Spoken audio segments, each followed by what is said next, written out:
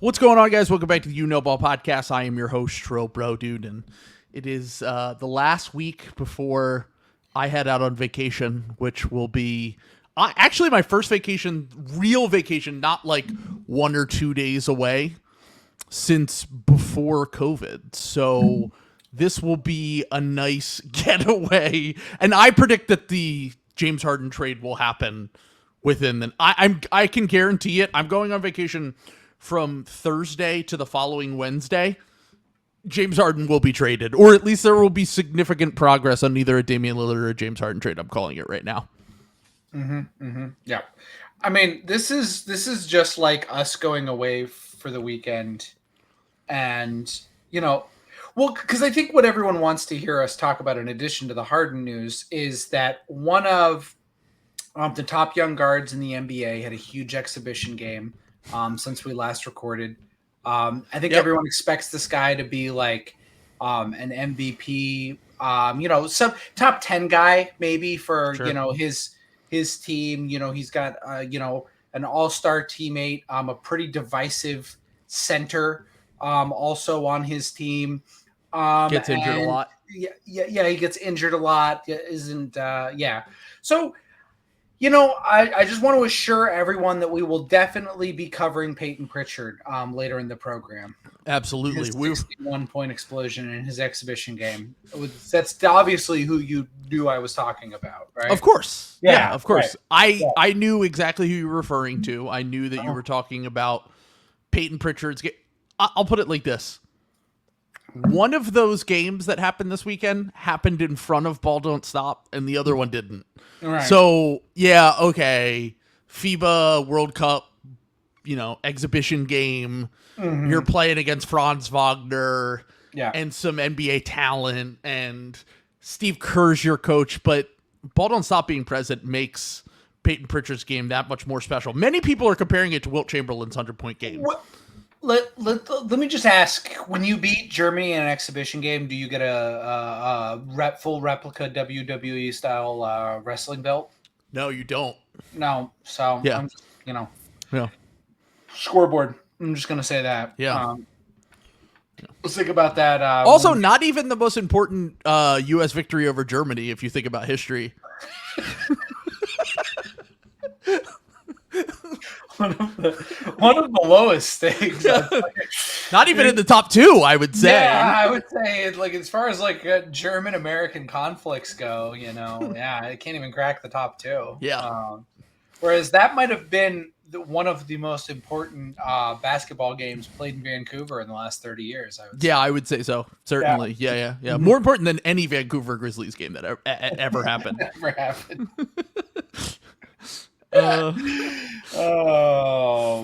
Anyway, but folks, what do you know about Underdog Fantasy? Have you heard about another classic lead-in to our daily fantasy sports sponsor, Underdog Fantasy? With the promo code SLOP SLOP, you can get a $100 deposit match today on Underdog.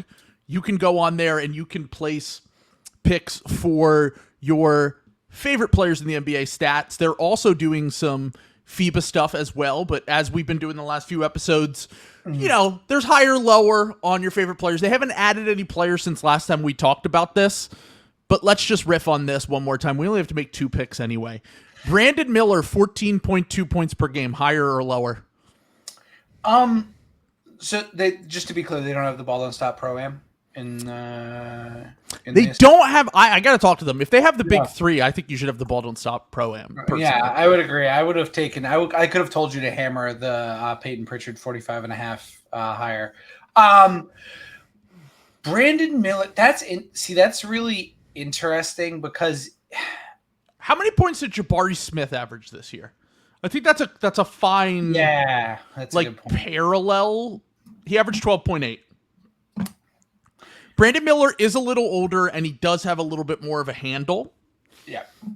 But the Hornets low-key have a lot of, like, on-ball guys.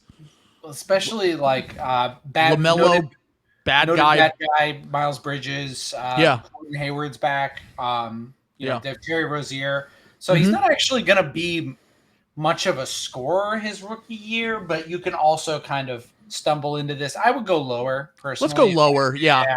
It's not even hate. It's just hard as a wing in your rookie year to average more than 14 a game. Like, that's actually a decent amount for a rookie wing, even if you are playing 28, 30 minutes a game. What did Paolo average? Like 19.6 or something like that? Or yeah, be over 20? Like, and he had like one of the most outstanding rookie years in like a long time. He averaged 20 exactly.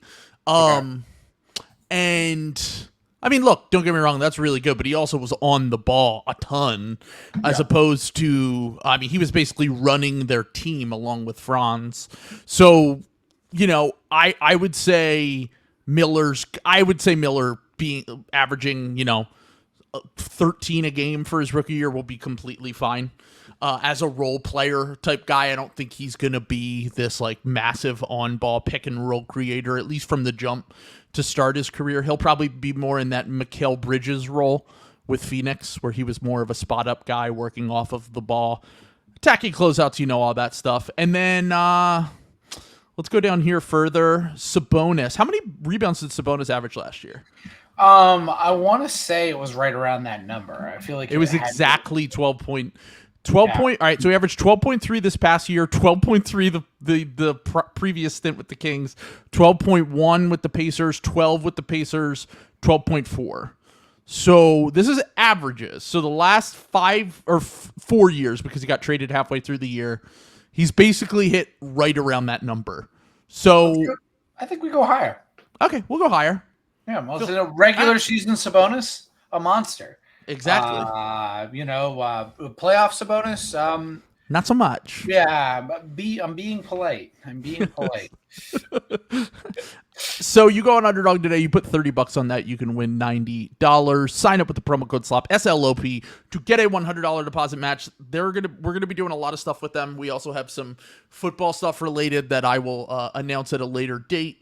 And we'll be doing some basketball stuff as well. So go on Underdog, sign up today if you have not already. And now we can get into the bane of my existence, the Philadelphia 76ers, who... Actually, I do just want to say real quick before... I'll save this. Actually, I'll save that for later. Let's talk about Harden. I don't know what to make of this anymore. I'm kind of exhausted on the whole topic in general. Last week, we talked about it for like 40 minutes, and then we get some more information that the NBA is now investigating the Sixers. This is like a very Mar-a-Lago style operation they've got going on at the Wells Fargo Center. Yeah. As you said to me before the podcast, Daryl Morey now the most investigated man in the country outside of Donald Trump. They're going to be launching a joint legal team to save on bills. That's both of them together. I mean, like, this is funny because, like, ostensibly, like, the reason that Daryl Morey is in this situation is because he didn't talk to James Harden because he was worried he would get investigated again. And then he ends up getting investigated anyway. Again. Yeah. Because he told Harden to opt into his deal. Now, that is what Harden's team is saying. I have a theory on this because remember last episode about a week ago when we recorded and we talked about Harden could take down the Sixers if he really wanted to. He could take down Daryl Morey, he could take down the Sixers. And as people were commenting on the Patreon comments, and I was informed later, Harden can do that. He could say, the Sixers told me I was going to get paid a year in advance. We had a handshake deal, blah, blah, blah. That's cap circumvention. As we explained last time, Joe Smith and the Timberwolves did this about 20 years ago, and it ruined the KG Timberwolves. They lost a bunch of first-round picks. It was really the last time we've had a punishment in the NBA where a team was docked a first-round pick. They're normally just fines and second-round picks. But as many people have pointed out to me, if they are to do that, James Harden, his contract gets voided. And he becomes a free agent without bird rights.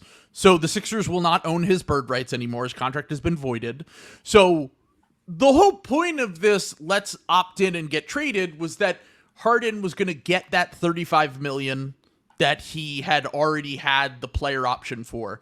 And he also was going to get the chance to get a trade kicker in addition to that when he gets traded to the Clippers to get about $5 million more. Now, if he rats on the Sixers and the Sixers are taken down, he's also taken down in the process because no teams have cap space anymore. So it's not like he can go just test the market and get a bag.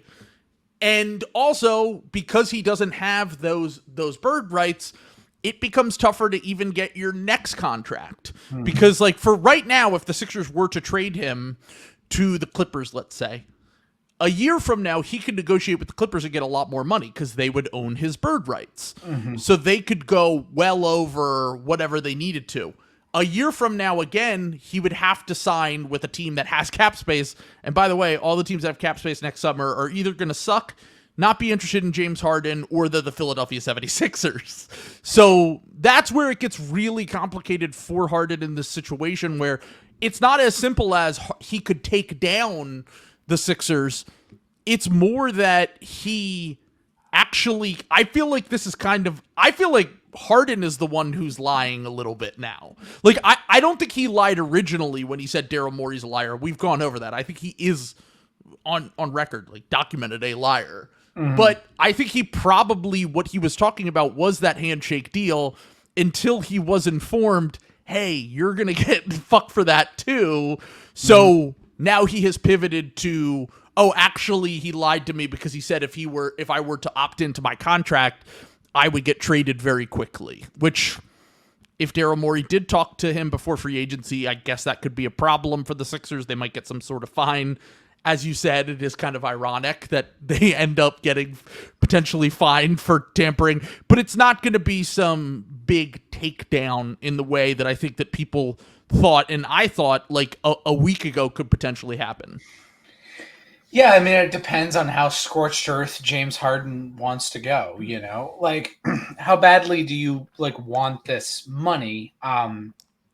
You know, I thought him floating the China stuff was pretty interesting. I mean, pretty openly, like, not real, you know what I'm saying? Sure. But, like, you know, I think him saying he would play in China. Yes, that he would, like, play in China. Like, I feel like that would be kind of wild for a guy who's, like, still an all-star talent, like last year, to go to China would be pretty something after, you know, being league MVP and all of this other stuff.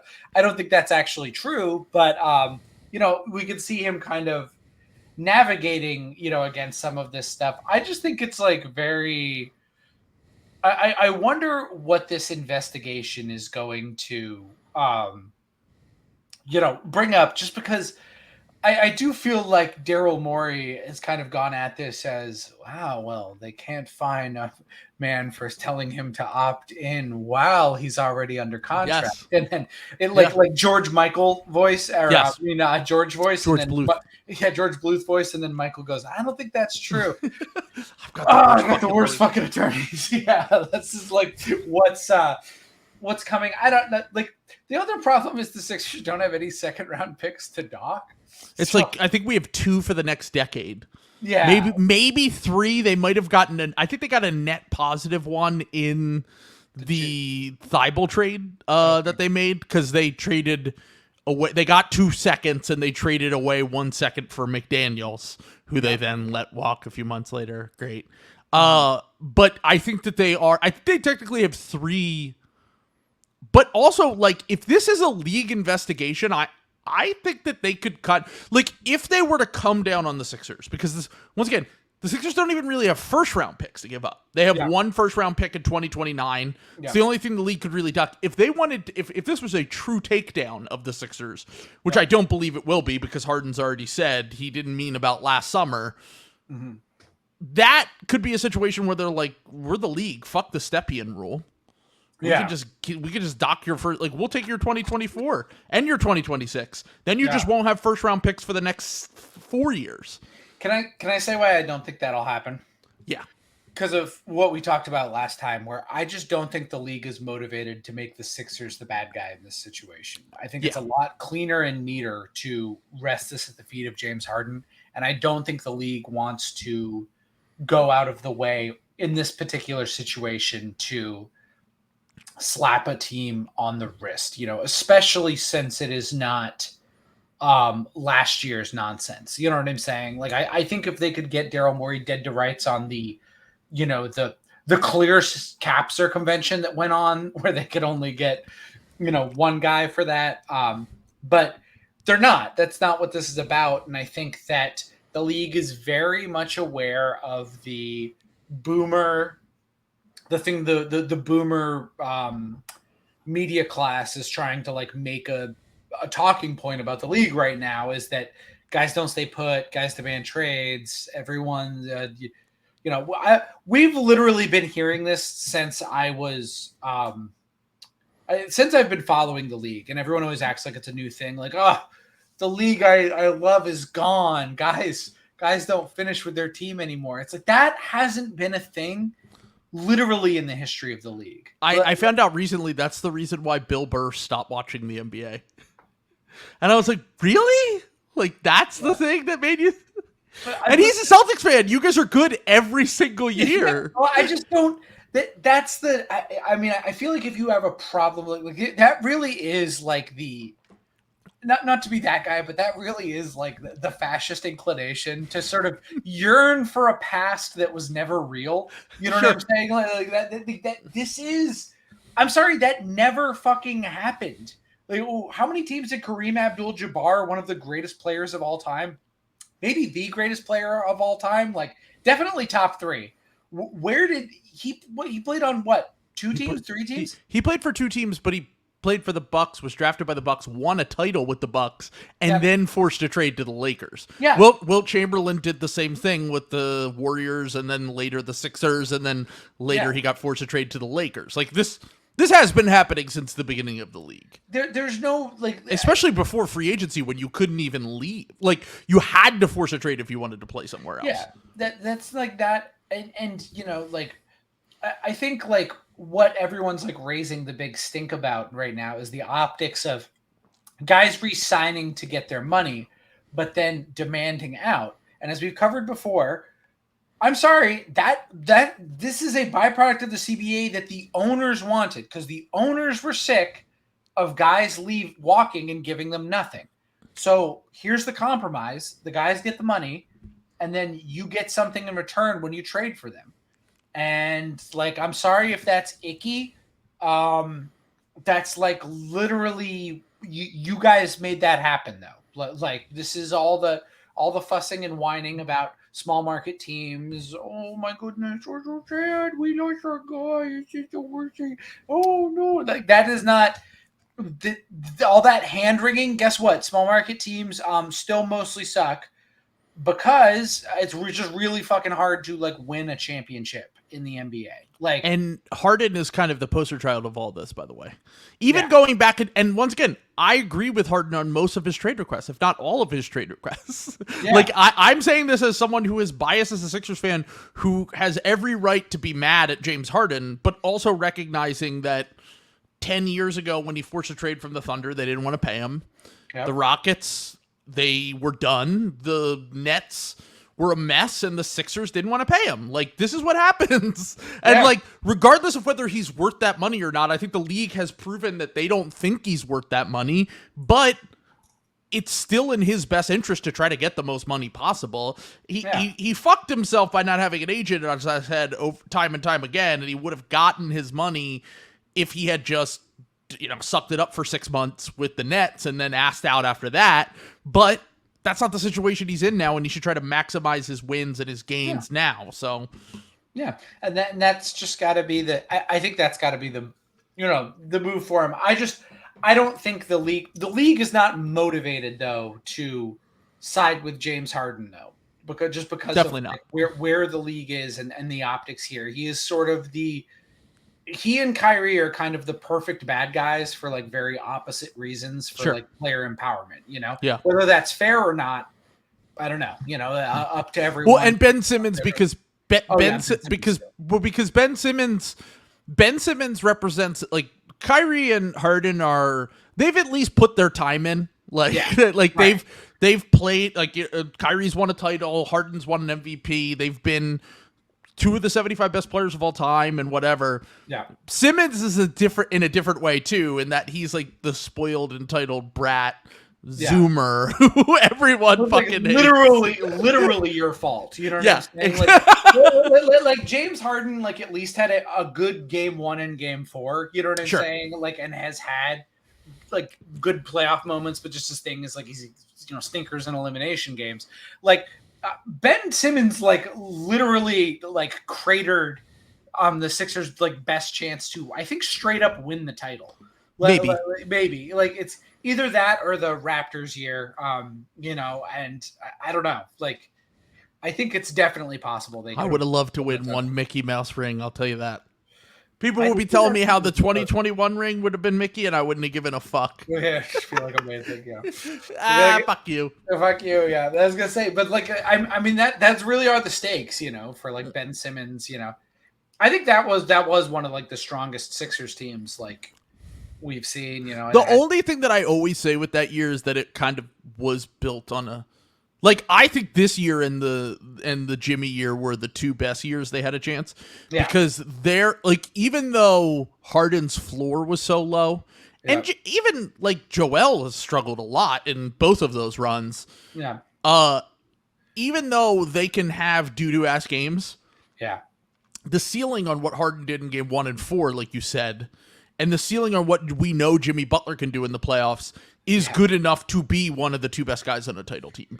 We haven't even really seen it from Joel. Actually, Joel's best year was that Hawks series. It was just everything else kind of collapsed around him, and he had like one or two unfortunate bad games at the wrong time. But he was great. I mean, he averaged like an efficient 30 and was dominant on defense for most of that series. So that was probably his best series in retrospect, which is kind of sad. But I do just want to point out this comment down here, Sam. Right. This is Maury. Yeah. I did everything right, and they indicted me.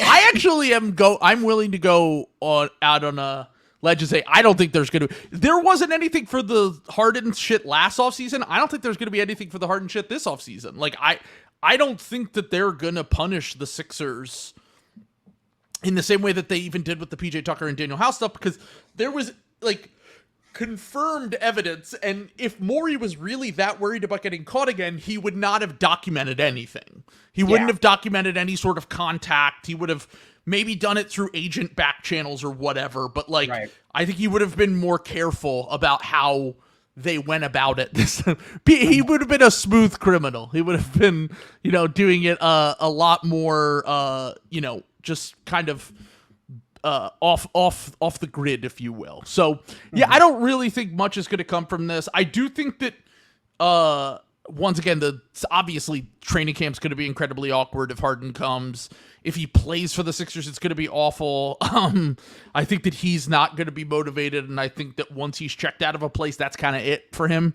I don't really think there is even a Kevin Durant level change of heart where it's like, okay, I'll try for half a season and still be one of the 10 best players in the NBA, and then you could trade me at the deadline when Kyrie asks out. I don't even foresee something like that happening. But I do think that it's interesting because there was a poll that came out today that I had mentioned to you before that I saw that was basically asking people, I think it was asking executives. It was an ESPN poll, if I remember correctly here, who would be the next star to ask out. And it was like overwhelmingly Joel Embiid.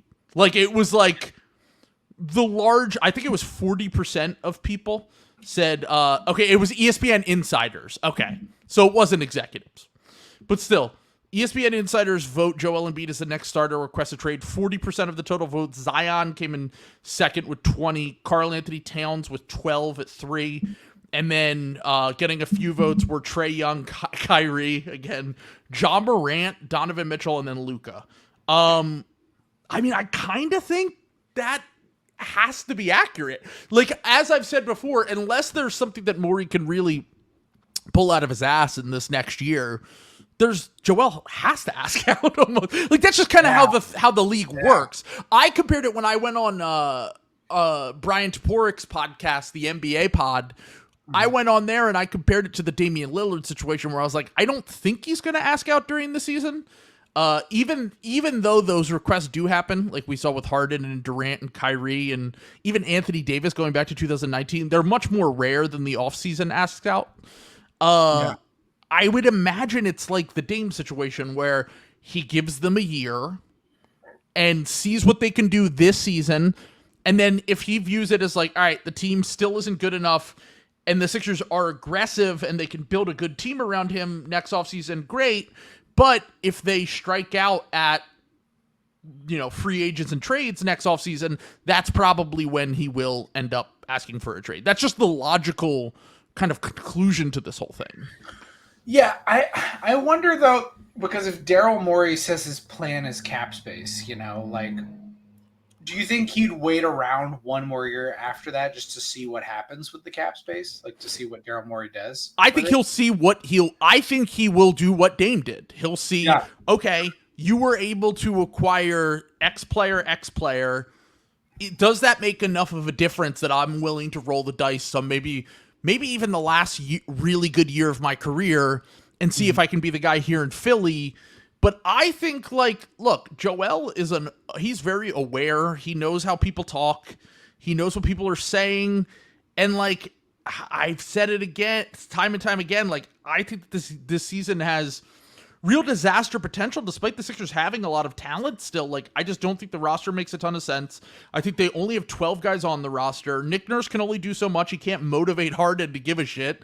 And if that is the case, I think that Joel will be the target because Joel's the only one left that isn't a young guy. It's Morey and then Embiid are the two targets. And Embiid might just get sick of it if the fans are already turning on him. I think that he's too self-aware of the booing, the way people talk on sports radio here, the way that the fan base is on Twitter.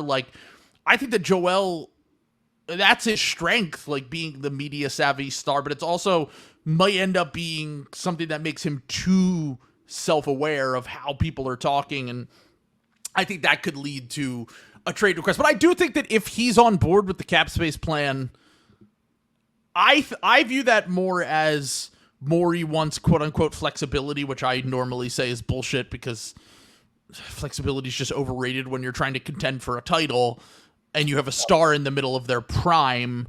But especially one with someone's injury history like Joel, but if he's seeking that flexibility, I think that he views that as we want flexibility no matter what. We want flexibility whether we have a Joel Embiid team or whether Joel asks for a trade. Because it's always good, whether you're rebuilding or you're contending, it's good to have options. Yeah. And I think that that's the way. If Joel asks out, great, we can use the cap space to take on bad contracts and take back picks.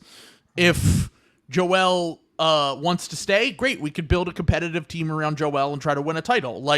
He views it as, I have options here, and it's not the only thing that could potentially happen if, we have this cap space next summer. So, yeah, I think that's probably what's going to happen. I really don't think he's going to ask out in the middle, unless he's just too over, unless James Harden is I don't know, he's doing the Blade Runner Ryan Gosling act outs in the locker room and pretending there's a holographic girlfriend in there with him, or just something unreal disruptive. Joel's just this is a clown show. I have to get out of here. I think that's pretty much the only way. I think that's Harden's goal.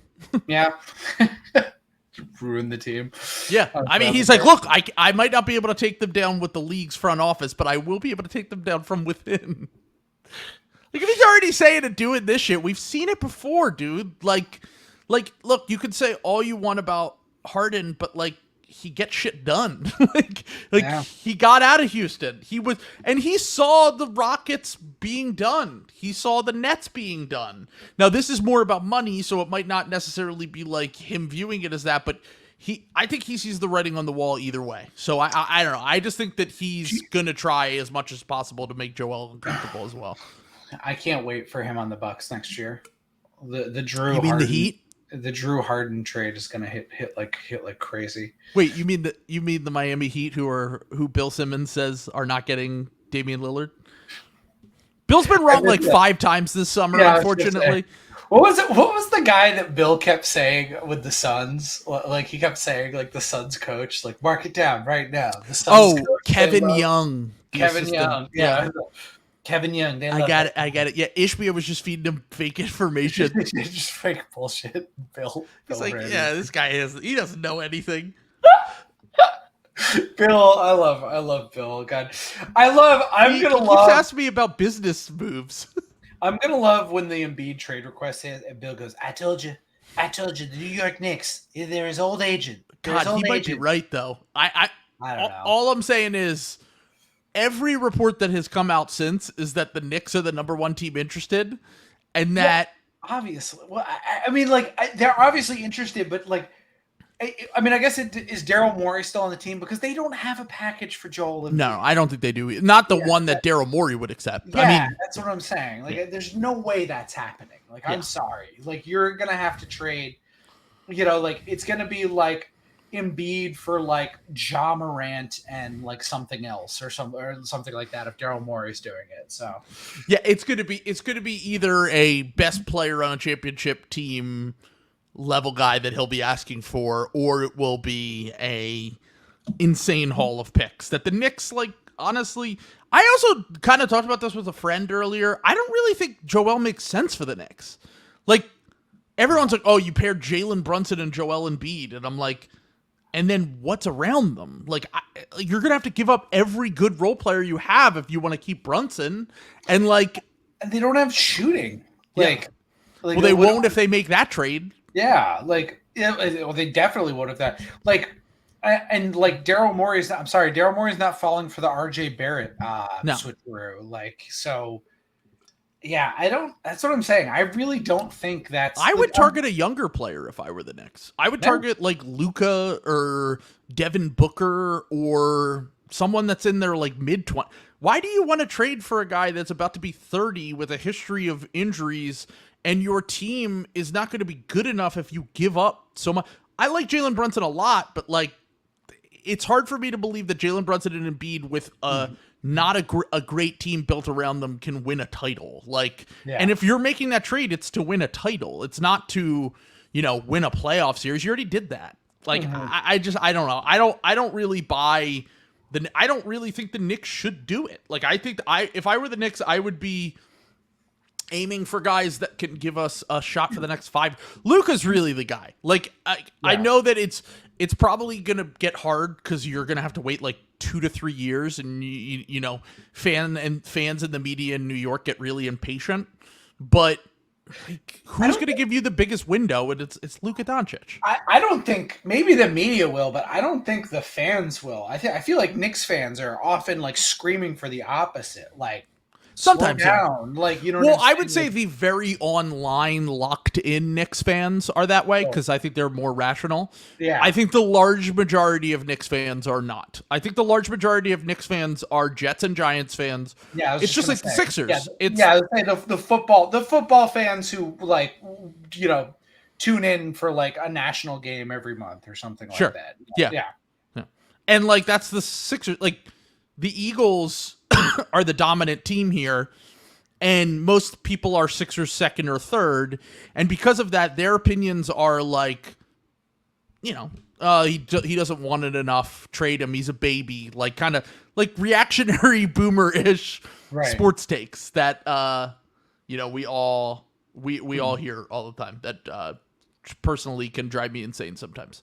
But yeah, so let's talk a little. Before we get into the tiers thing, I just want to say, have you been kind of like consuming any media regarding these basketball games that are being played in FIBA right now, like the qualifiers? Like, have you been seeing what people have been saying on Twitter and like listening to podcasts? Like, I listen to Bill's podcast a little bit. I just like listened to the first act of like Bill's podcast, and I was like, God damn, we really are in the doldrums here. Yeah. The orgasm over the Anthony Edwards game. I love Anthony Edwards, and I'm on record saying I think he's going to be great this year. Yeah, I was going to say you took him 7th in our best player draft, I believe. Moving 7th or 8th in the best player moving forward draft. love Ant. I am like completely in love with like his just like I feel like confidence is like almost his number one like Sure. attribute. I think he's like amazing. Like I would even with them like making one of the worst trades like ever, it's still worth it to be a Wolves fan. You know what I'm saying? Like he's the he's the best player they've had to best young player they've had to root for since KG. Yeah. It's like, you know, the mom will be sad. You know what I'm saying? Like if you're thinking of unaliving yourself as a Wolves fan, Anthony Edwards is the but mom. He's a life raft. Yeah, exactly. Yeah. The mom will be sad reason. But like people have got to fucking slow down. That 35 points in a comeback win against like Germany. Like I get Franz and Daniel Theis are like. Franz is good, and Daniel Theis is an NBA player, but like, and like, so's Mo and Mo and Dennis Schroeder, like, you know, I get there's NBA, but we gotta slow down, man. Like, I feel like there are overreactions to international shit every single year. I mean, there is to Summer League, there is to international shit, there is even to Pro-Am and. Like, the Rico Hines runs right now. So Rico Hines is, you know, doing his runs, and he has a bunch of Sixers players because he's a Sixers assistant coach now. He was with the Raptors for years. Then you would get a lot of Rockets guys and Raptors guys, and there's always, like, propaganda going around about these players. And it's like, look, these guys are amazingly talented, but when you reach the level of NBA talent, a lot of this shit comes down to context, whatever context you're in. Plus, NBA players, even... the average NBA player is way more skilled and athletic than the average player that you're getting in these international games. Like you said, like they have 3 rotation players in the NBA. One in Franz, who's really good and probably going to be an all-star soon. Yeah. But it is also like, I understand the pump the brakes thing. I do think the fact that he's doing it at 22 is what's so, and he literally just turned 22 this week, I think, or maybe does soon. He might still be 21. The fact that he's doing it at such a young age on a team that is filled with guys who are in their mid to late 20s. Yeah. Him and Halliburton doing what they're doing is very impressive. I think that him and Halliburton doing that in any capacity, even if it is against a German team that someone points out in the comments they were on back-to-back. I think America was also on the second half of a back-to-back, but they just have more depth because they have 15 NBA players on the team. So, but I just think the fact that, like, the thing with Ant is so funny to me because I see a lot of people on the other side that are like pushing, a lot of draft people who, you know, they know way more about scouting players than I do. But I do think that there is a bit of kind of, including me, I was wrong on Anthony Edwards going into the draft, that people were wrong about Anthony Edwards going into the draft, didn't see him as the number 1 overall pick, and are still holding on to some things from his pre-draft college experience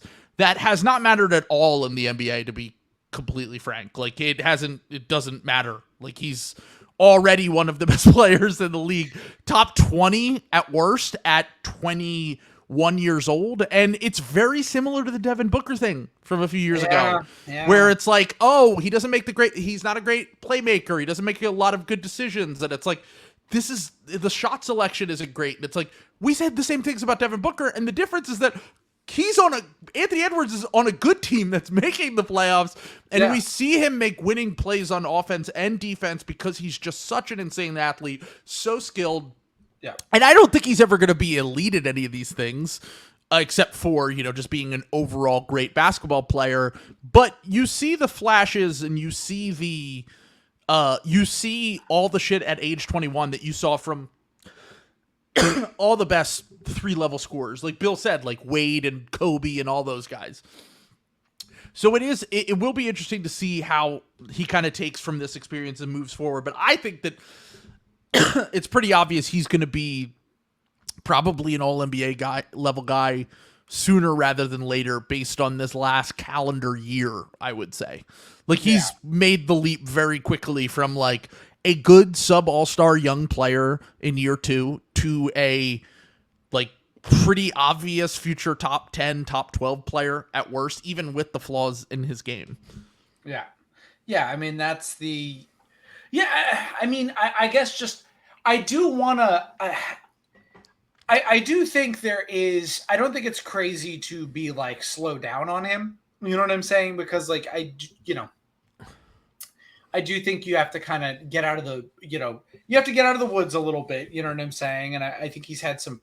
I think like I would bet on this being the year when he like really shows something in the playoffs, like has like a really like irrefutable like 40-point game or like single-handedly like takes care of business against some poor team, let's say the Kings or something like that, like.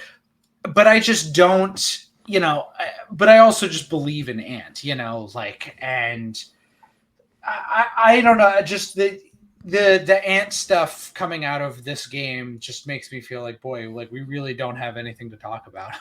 Like, that's definitely part of it too. I think we are at the, like you said, the dregs of the offseason. Yeah. Where any basketball we can cling on to for sure. But also, Ant just averaged 31.6, 5.2 assists, and 5 rebounds in the playoffs against the eventual NBA champions, including a game where he scored 41 points. And he only had 1.6 turnovers a game in the playoffs, which I forgot about that.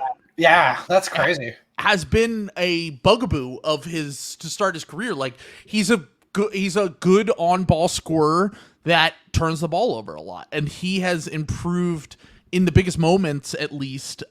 If you look, it's funny because I actually looked up Devin Booker year 3 when he was 21 years old, and they almost had the same exact amount of assists and turnovers.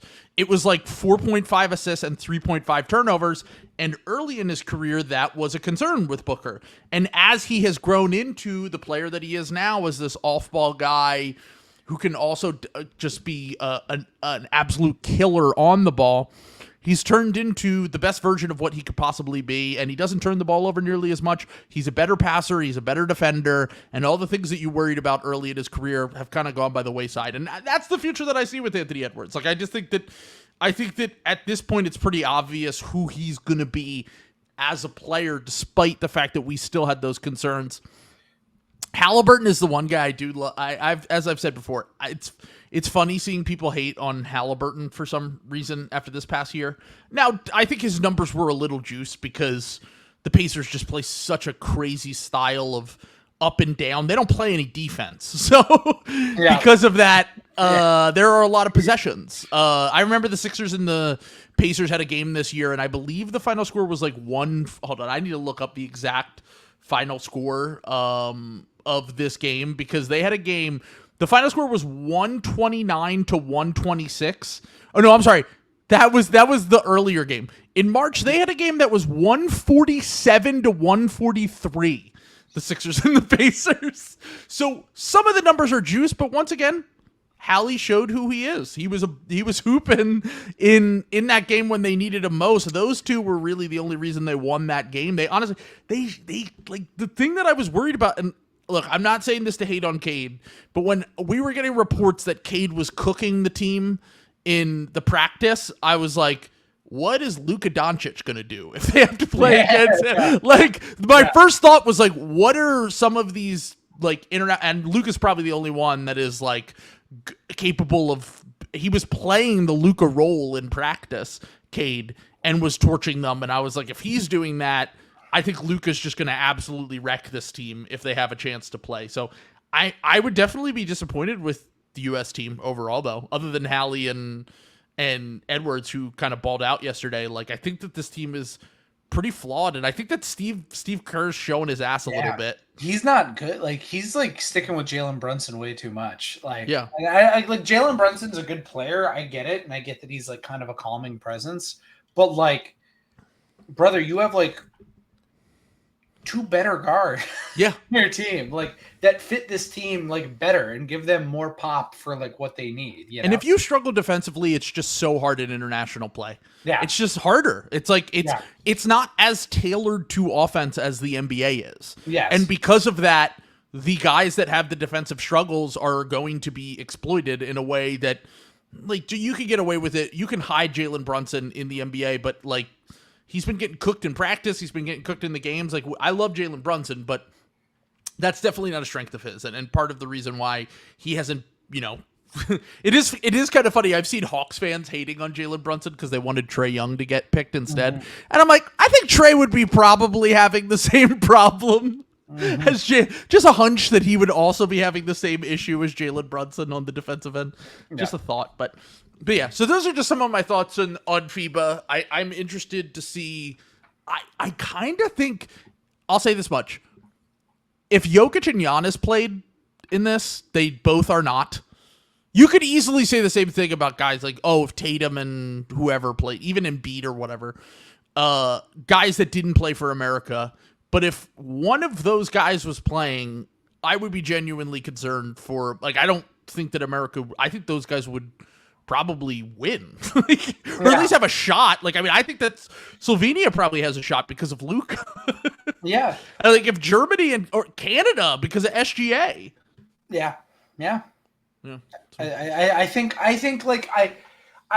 what's missing, what's been missing from USA basketball is that they don't it's not because you don't send all of your best, you know what I'm saying? The USA squad is not Devin Booker, Jason Tatum, who are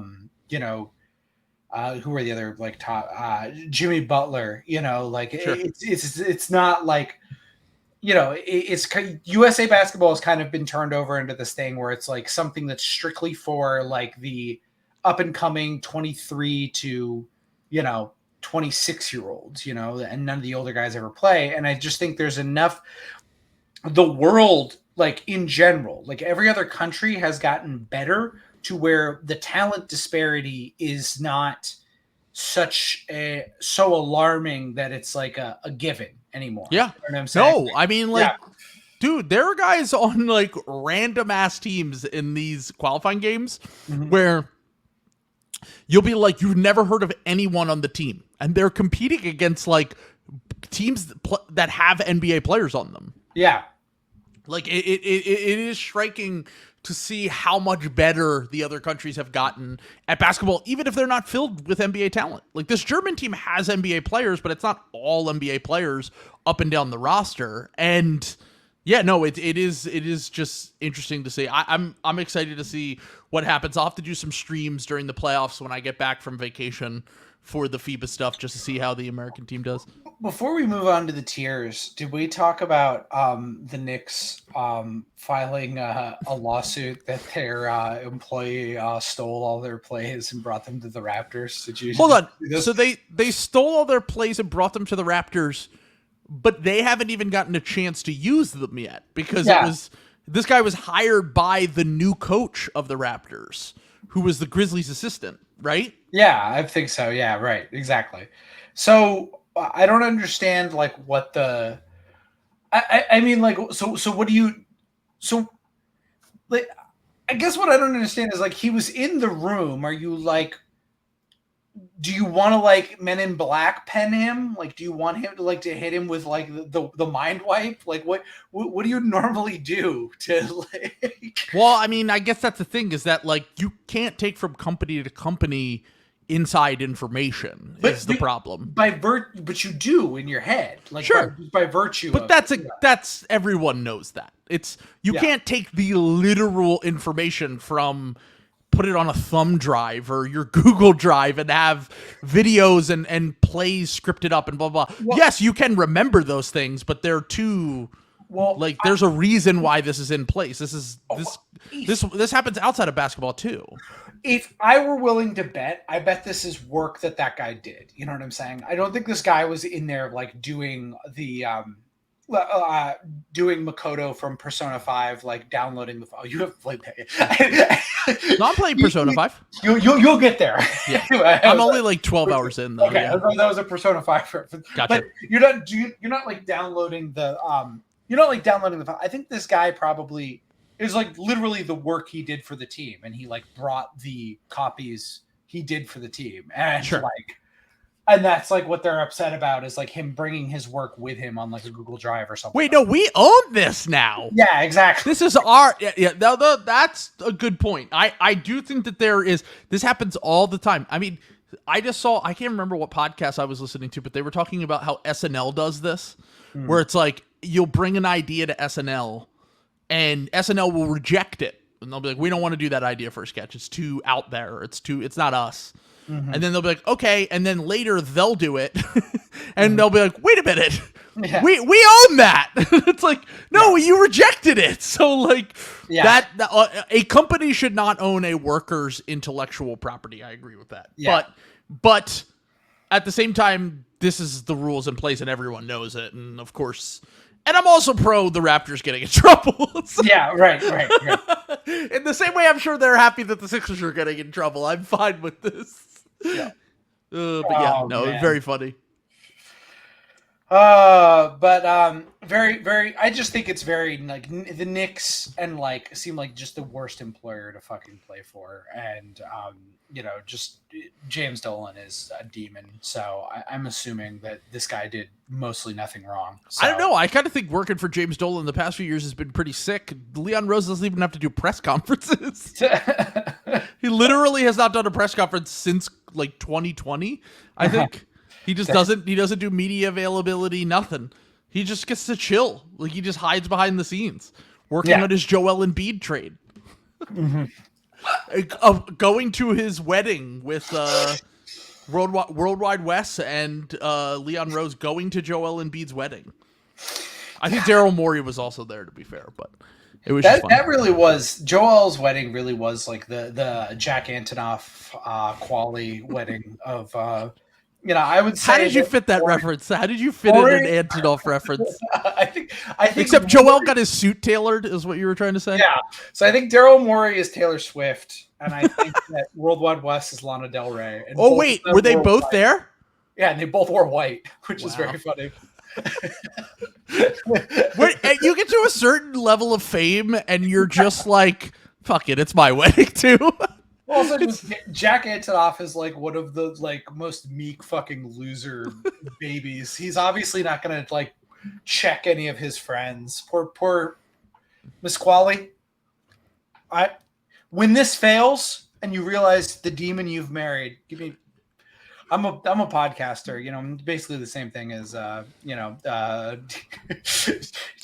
producing multiple platinum pop album. Yeah, exactly. Yeah. Sam, exactly. I love you, but you have not made Mariner's Apartment Complex. And until you make a song as good as that, I have to give him a little bit of credit. I know you hate his production style, but it's I actually like his beat. I kind of like the Bleachers. I know in my heart of hearts that man is a demon. Like we're there's too much information out there to not. We're gonna find something like something evil is going to be found out about Jack Antonoff. Like when I'm like 80, like he'll pass away at like 96 or something like that, and they'll be like, "Oh, we found this microfilm, Jack Antonoff. Oh my god!" Do you remember when Hillary from Twitter dug up all the information about? Did you see this? No, I don't think so. Hillary, who's a Philly Twitter person, was obsessed with Lorde's Melodrama, which is a great album. It's a great album. And she was obsessed with the lyrics in that album and what they were trying to say. So she made an entire PowerPoint about how she thinks that it was about the affair that Jack Antonoff and Lorde had while Antonoff was with Lena Dunham. And it got to the point where it went so viral that Lena Dunham DM'd her and was like, "You're hilarious. Can we talk?" What? Wait. I thought that was gonna be like, no. She said, "Take this down." No, she was like, "This is." I think. Look, my theory is that I don't think that Hillary ever spoke with her. I think she was like, "I don't want to be involved with this." But my theory is that Lena was like suspecting something. And that when she dug through all these lyrics on, like, for example, you know the line from Greenlight where she says, like, she thinks you love the beach, you're such a damn liar. Yeah, right. So there are photos of Lorde and her other ex who are at the beach and, like, hanging out and, like, there are multiple photos of them. Yeah. And then there's a photo of Jack Antonoff hanging poolside and he's wearing, like, a t-shirt and a hat. And, like, she's like, which person looks like they don't like the beach? Like, she's, like, picking through, like, all this shit. And I'm like, this is kind of genius in a way. Yeah. So Well, also, not to pile on, but like the you can check this one out. When Lorde played Barclays Center and she brought out Jack Antonoff for that performance, it is like one of the most like one-sided like flirting things like I have ever seen. And Jack Antonoff, that little goblin demon, is like pretend. Oh no! Like he's like acting like he's not interested. He's evil, and I'll prove it before I die. This will be like my final thing. I will take him. It's like the journalist who like loses everything. Yeah. So I will spend everything I have to prove that Jack Antonoff is evil. Also, I know that we're doing celebrity gossip slop in because it's the middle of August and there's nothing really to talk about. But let Taylor Swift live, dude. Like, did you see the photos from LB? So I'm assuming Antonoff's wedding was in New York or some shit. New Jersey, yeah. New Jersey. Okay, so she was in LBI. She was in Long Beach Island, which is a popular shore town here. And so she was there this weekend, and there were hundreds of people just waiting outside of the bar to get to see her. Like, she was just trying to go and probably eat dinner at this bar and restaurant. And it was just like people losing their mind, lining up out there. There were police there. It's just like, God, you just gotta I guess because we both lived in New York. Because living in New York, you get so immune to seeing celebrities. And it's not like, a cool New York thing. It's like literally they're just like on the subway. And it's like kind of like an unspoken rule there that you just let people go about their day. You just let them chill out. Like Jim Gaffigan sat next to me on the subway, and I was like, all right, I just got to let him chill. I feel like I saw Aziz Ansari like literally like 30 times. Yeah. The time I like lived in New York. Yeah. I worked in the comedy industry at the time, and I do want to do a podcast where I tell some comedy industry stories that were funny. But the first day I moved to New York, I ran into Judah Freelander, and I ran into him like 10 times over the course at different like bars, walking on the streets, whatever. And I was like, I guess part of the New York experience is that you just see Judah Freelander from 30 Rock all the time. Yeah. He's always he would always be in the fucking Black Cat, like up the stairs for the comedy set. Like he was always fucking there. Like every time I walked by. If you were in Lower Manhattan, you had a 50% chance of seeing Judah Freelander. Yeah. But no, it is just funny to me. I guess that's these are obviously all varying levels of celebrity because if Taylor Swift tried to ride the subway, who would you rather see? Honestly, Judah was a really nice guy. I had multiple conversations with him. I'd probably rather have a conversation with him. He had a lot of weird special interests. He was really into like martial arts and soccer and stuff. So I talked to him about that a few times. All of mine were like very like Brooklyn. Like the night I was like blackout drunk, and I was like, man, I thought the guy we were playing Big Buck Hunter with at Turkey's Nest was Dan Deacon. And my buddy was like, that was Dan Deacon. We talked to him for like 3 hours. Who is Dan Deacon? What is he from? He's like a music guy. It's a very Brooklyn reference. I was going to say, I was like, I don't even think I know Dan Deacon. This is like a very Brooklyn, like this is like a very early 2010s Brooklyn fucking story. I was going to say, I see he does electronic pop, and he's from Baltimore, which something about Baltimore people, Beach House and fucking this guy.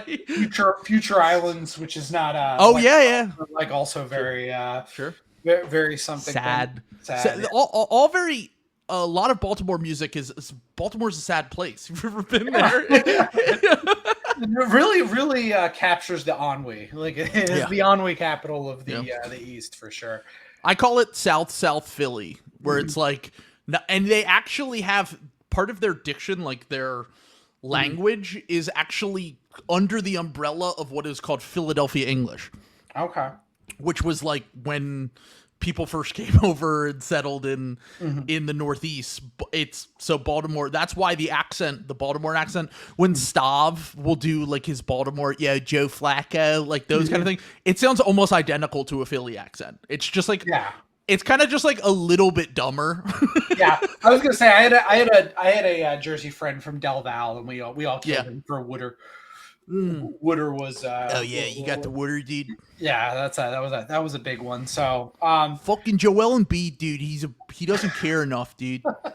Fucking send him home.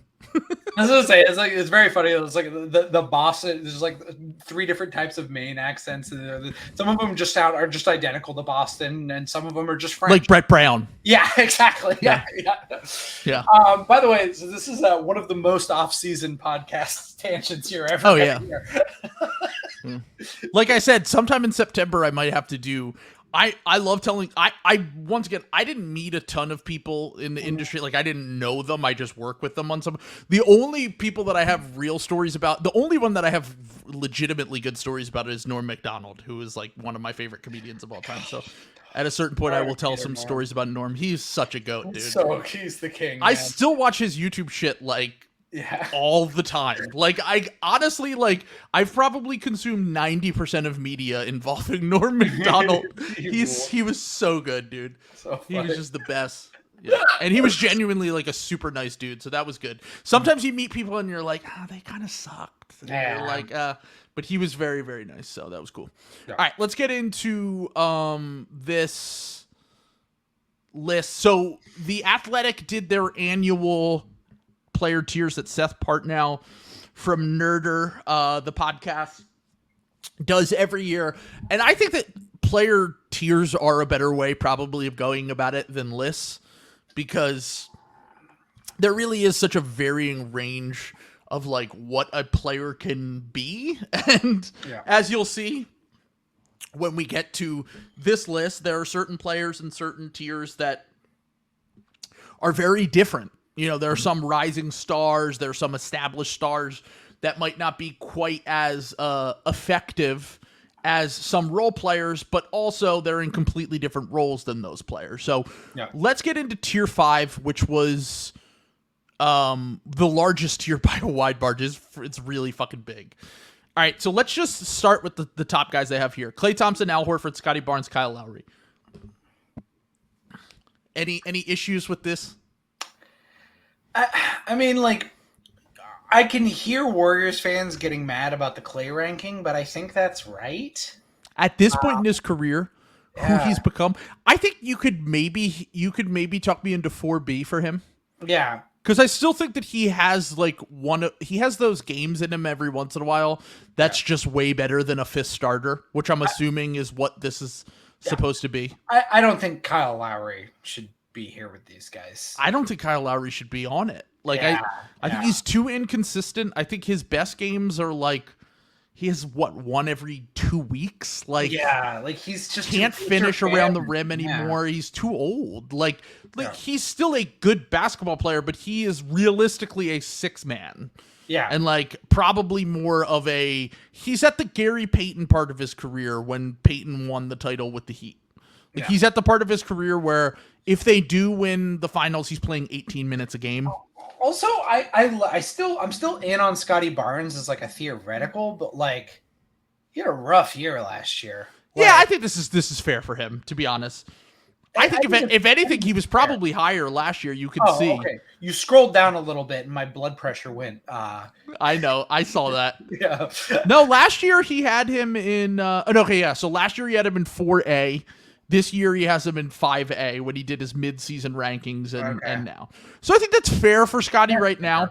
Yeah, I think that's fair. I think that Malcolm Brogdon, Tobias Harris, Jonas Valanciunas, Dylan Brooks, DeAndre Hunter are the next 5. Ugh. That changes in a hurry. So those first 3 guys are, as much as I want to joke about Malcolm Brogdon, that those first 3 guys are actual starter quality NBA players. I don't know. I think Dylan Brooks is not good. It's kind of hard for me. DeAndre Hunter is not good. People who know a lot more about basketball say that Dylan Brooks is overrated on defense. We know that he could be a lockup guy, but I struggle with some of those guys because they can look so good when you put them on star wing, which is really important, to be fair. Dylan Brooks is what Boston Celtics fans who were excited to get Marcus Smart off the team think Marcus Smart is. Sure.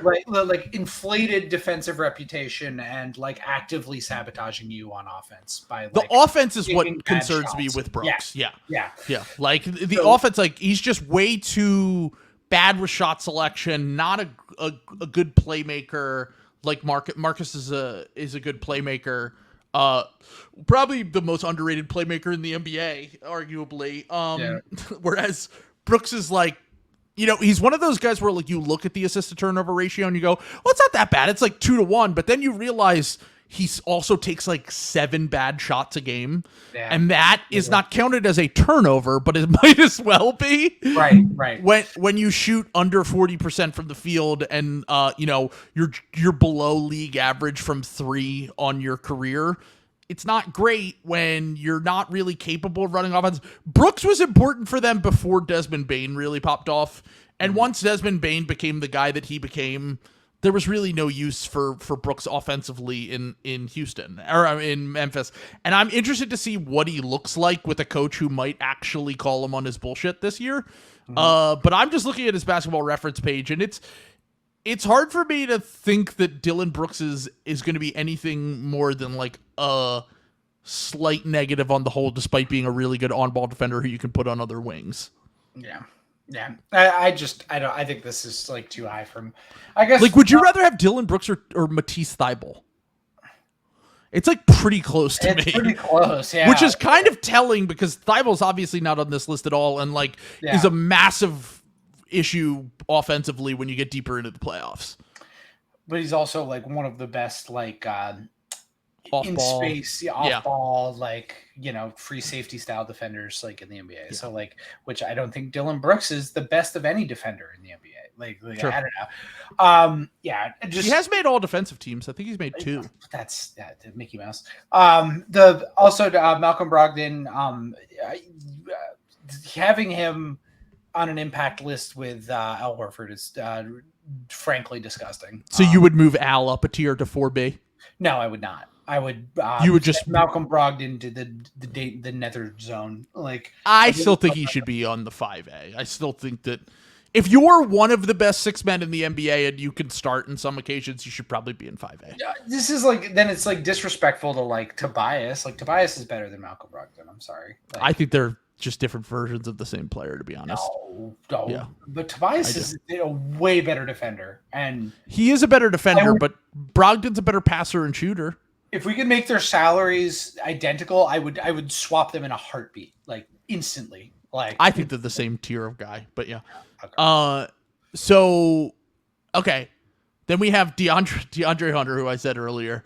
I mean, he hasn't shown that he deserves to be here, to be honest. No, he stinks. He's like actively bad. I'm sorry. Like, yeah. If anything, I have a problem with Hunter being in the same tier as Tobias. Because Tobias is just much better DeAndre Hunter.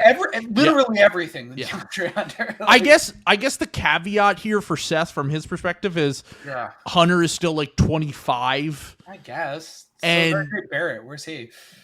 Well, we'll get to that. No. RJ is 22. Like, at least RJ, if you think that there could be some sort of improvement, if you're in on RJ, there is a path where he can become a playable guy. Like, Hunter's 25, and he largely has a lot of the same issues that Barrett has. And unlike Tobias, when Tobias was 25, he was averaging like an efficient 20 points a game and was like the guy on his team. Like, I don't even think DeAndre Hunter's capable of that, to be completely honest. Mm-hmm. And then you have Gary Trent Jr. I think he's fine here. Anthony Simons. Okay. I know Seth doesn't really like the archetype of kind of small score first guy. I do think Simons should probably be a tier up. Simons is much better than Jordan Poole. Like, I don't know about much, but he's better than Jordan Poole. I feel pretty comfortable saying that. So Herb Jones and Jordan Poole, and then Mike Conley are the next few. I'm fine with most of those guys. I mean, I guess Jordan Poole. I know Mike's old. This still feels pretty disrespectful to Mike. He's very old, though. He's like, very old. I know. He's 36, I think. Yeah. It's kind of like the Horford thing. If you're projecting forward, you expect them to, at some point, fall off. He's 35. He turns 36 in a month. But I mean, like I just compare him to like Kyle Lowry. Like Mike's a better player than Kyle Lowry right now. Yeah, he's also 2 years younger. So yeah, like, I mean, Lowry's 38, right? Yeah, I guess that's true. Lowry's really old, dude. Hold on. Yeah, Lowry's 37. He'll be 38 next season. He's such a demon. It's unbelievable. Marcus Smart is still playing at 40. I'm never forgiving. Like, he's going to play more years for the Grizzlies than the Celtics, and I'm never forgiving Brad Stevens. Never forgiving Brad Stevens. Let's go. Okay, so we have Mike Conley. You would not have Jordan Poole. I mean, I think that's fine I don't want to overreact too much to last year. We'll see what Jordan Poole does this year. You know what, though? I'm realizing, because this doesn't count contracts. So it doesn't. This is just players on its face. Just players. So maybe, you know what, maybe Jordan Poole does deserve to be here, because like I'm so used to the contract just being like out of sight, like god awful and just like intolerable. But like, if you're not considering the contract, like Jordan Poole's fine. He's a good 6-man to have. Sure. Not in the and we'll see how he looks as a tank commander next year for the Wizards. Okay, so then after Conley, we have Russell Westbrook, Nikola Vucevic, Clint Capella, Bogdan Bogdanovic. I think Clint's better than a lot of these guys. Yeah, I agree. I think I might even be willing to move Clint up to 4B. Yeah, I think Clint's better than pretty much when healthy and available, which is always a caveat with him. Yeah, he's still a really, really good role player. The two guys I would move up at this point are Tobias and Clint. I know Sixers fans aren't going to want to endorse it. Tobias is good, man. I watched Tobias in the playoffs. Like, he was. I don't know. Maybe I just really value what Tobias does, but like, and I'm not on a team paying him $40 million, but like, I think he's good. If he makes 3 more layups wide open in Game 6, they probably go to the conference finals. Like, you're just always going to have those issues with Tobias. I still think I would probably keep him in 5A. You could have talked me into this probably halfway through the year, but I mean, I don't know. There are a few guys here that I think are I could see in either 4B or 5A. But Clint's the one guy I would definitely move up. I think that he's become underrated, if anything. I think he's one of the top 10 centers in the NBA. Maybe not top 10 anymore if you listed it out, but he's certainly like, all right, let's hear. You could change it to position. Okay. And see. All right, they have him. Oh my God, they have a lot of centers over him. I don't want to spoil the whole list though, so let's. They have a lot of guys over him. But like Nikola Vucevic is technically ahead of him, I believe. And I would absolutely rather have Clint Capella than Nikola Vucevic.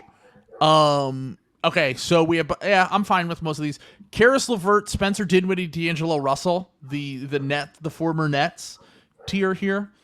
I just have like a general distaste for Karis LeVert, but then I go like and like look at his stats last year, and he like actually wasn't. He's actually had like a pretty good season. Yeah, he was a good 3-and-D guy for the Cavs, and also had his worst like mid-range shooting season of his career. And if that balances out, then he's a pretty useful player. I think that all these guys are fine here. Emmanuel quickly at 5A. I'm surprised.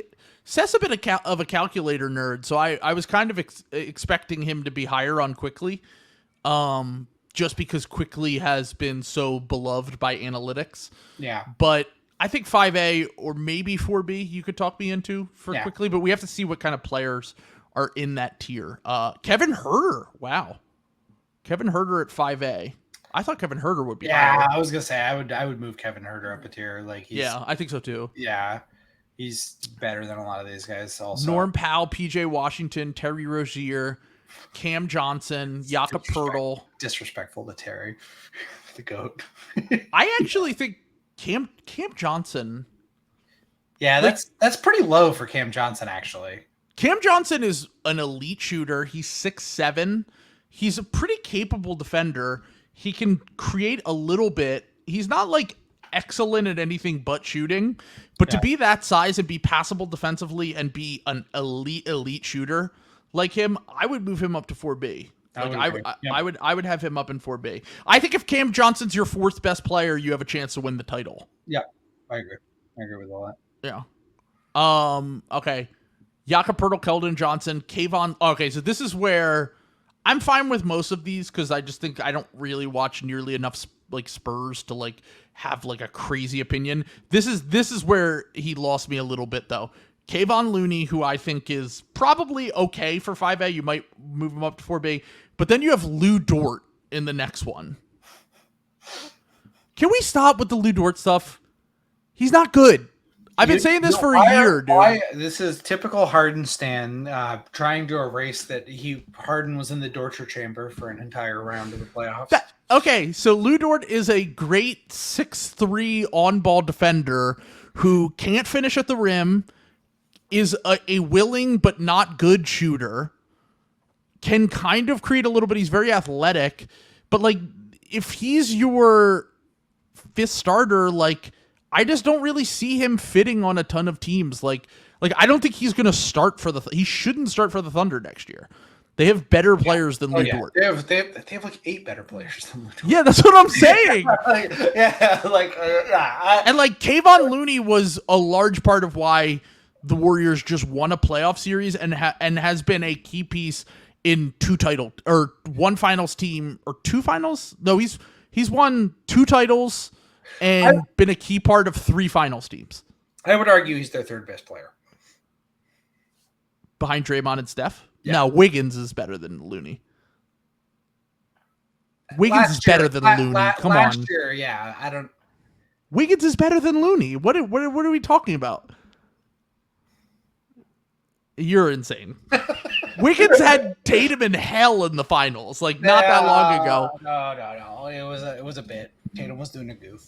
Oh, he was. Yeah, he didn't want to. Yeah, he was trolling you. He didn't want to. Yeah, he didn't want to win a title too early. He wanted to keep me in my psychic hell that he has over me, where I either slander him mercilessly or defend him to my dying breath with 0 in between. Yeah. God, okay. I hate my fucking team. Oh my god. Oh. All right, now we have the Knicks guys: Quentin Grimes, RJ Barrett, Alperen Sengun. This is Grimes and Barrett next to each other shouldn't be allowed. You should go directly to jail. I think Grimes. Fred Armisen go directly to jail. Come on, man. Come on. Like even with the money excluded, like one of these guys is good, one is bad. Like I'm sorry. Yeah, I mean, you might be spitting. RJ, the RJ Barrettless Knicks. Will was cooking with the RJ Barrettless Knicks. Like, I'm sorry, that's gonna be YKB's fucking Ewing theory. The RJ Barrett theory. The RJ Barrett theory. When a player sucks and is young, the team is better when he doesn't play. AKA the Ja Morant theory. Yeah, let's go. Let's go. We're back. Fuck the 2019 draft. Let's go. Seriously, it sucks. No, in all seriousness.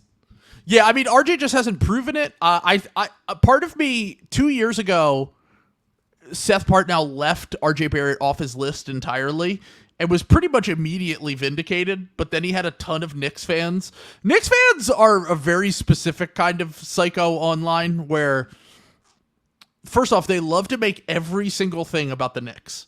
Like, people were praising Anthony Edwards yesterday, and they were like, what about RJ Barrett, who also had an amazing game against Germany and was dominant and blah, blah, blah. And then I was like, well, the difference is that Anthony Edwards has been good in the NBA. RJ Barrett has had one good season in the NBA. If he does it next year and he's great, I will give him credit. But to this point, he has proven to be a below average NBA player that is treated like he is a future star. And he has not shown that at all in any capacity. Like, he's had some good games. He's had some good stretches. He has to do it consistently for me to care at all. Like, that's just... And look, wings develop a little slower. If the 3-point shot is fixed and he can be an above average 3-point shooter, then he has an easier pathway to becoming a good player. He is currently not a good NBA player. That's just the reality of the situation. Anthony Edwards is currently a good NBA player and also has shown much more promise than RJ Barrett. So we will praise accordingly, even if RJ Barrett had a better game than Anthony Edwards. Yeah. That's how I value that. Also, I just real quick, because I just said we just got done saying that we were sure the Knicks did something wrong. They have that guy like dead to rights. Like, he sent emails from his Knicks email to the Toronto thing with like the attachments on there. I think he also sent his login information. This guy rules, actually. I actually think he owns. Yeah, I was gonna say that's actually cool. I hope he gets away with it. But I doubt he will, considering this new information that's been brought to light. It's still fuck James Dolan of the Knicks, though. So. I did everything wrong, and they indicted me. I did everything right, and they still sued me. They sued me at my new employer with the Masai. Is he gonna lose his job? Like, I don't know what this is gonna like. Jesus Christ! Yeah, I don't know what is gonna like become of this. God, invest in Google Drive or a thumbstick drive, like I said earlier. Yeah. Jesus Christ! Oh my God! Mm-hmm. Oof! All right, so Alperen Şengün, Benedict Mathurin, DeAnthony Melton, Trey Murphy. Mm-hmm. I guess as they currently stand, sure, I'd probably have Trey Murphy a tier up. And I think Şengün has a lot of potential. Okay. Then we have Walker Kessler, Malik Monk, Zubac, Grant Williams, Gary Payton II, Jaden McDaniels, Jalen Green, and Markelle Fultz. I don't really have a problem with any of those guys. I think you can make some arguments to move them up. But for now, where they stand as NBA players, that's fine with me. Solid starters. Some have more potential than others, like Şengün and Jaden McDaniels and Jalen Green and Trey Murphy and those guys. But as it stands, sure, 5A is fine. Let's move up to 4B now, which is the 4C. So we were getting it wrong the whole time. There's 4C as well. All right. So this is the top 125 players, I believe. So, okay. Keegan Murray, Jalen Williams, Bruce Brown, Alex Caruso, Kentavious Caldwell-Pope, Bojan Bogdanovic, Josh Giddey. I don't really have a problem with any of these. I don't really have a problem with any of that. Maybe this is the good Jalen Williams, right? Yes. Okay. Maybe him a little higher, but outside of that, based on his rookie year, he was great. Yeah. Yeah. Maybe him a little higher, but I'm also projecting a little, which I guess he's doing with RJ Barrett. So, but other than that, I think all these guys are, really good, strong 6-man role player guys. I would say third or fourth starters with these guys. Yeah. Like, I would say fourth starters on good teams. Sure, fourth, maybe fifth starters. Yeah, sure. Yeah. Cade Cunningham, Tyler Hero. Wow, this part of the list was made for you.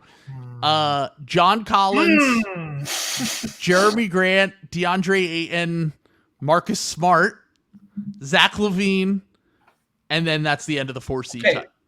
So I was going to be really mad about the Marcus Smart thing. This is insanely disrespectful to Zach LaVine too. Insanely disrespectful to Zach LaVine. What is that? Like, Zach LaVine is in the same tier as Tyler Hero, Cade Cunningham, John Collins. Yeah. No, LaVine should be in 4B. Yeah, I maybe higher. Like, I want to see what the other guys are. I think Zach LaVine is why. Marcus Smart obviously too low. DeAndre Ayton too high. Let's see the history of Zach LaVine. So he had last year when he first started, he had him. Oh, he's always been much lower on Zach LaVine. I remember there was a podcast where he went on Sam Vecini's podcast, and he had Zach in 4B, I believe. And Zach made his way further up. He had him in 3B before. But I think I would put Zach in the 3. Yeah, like this is crazy, man. Yeah. I like.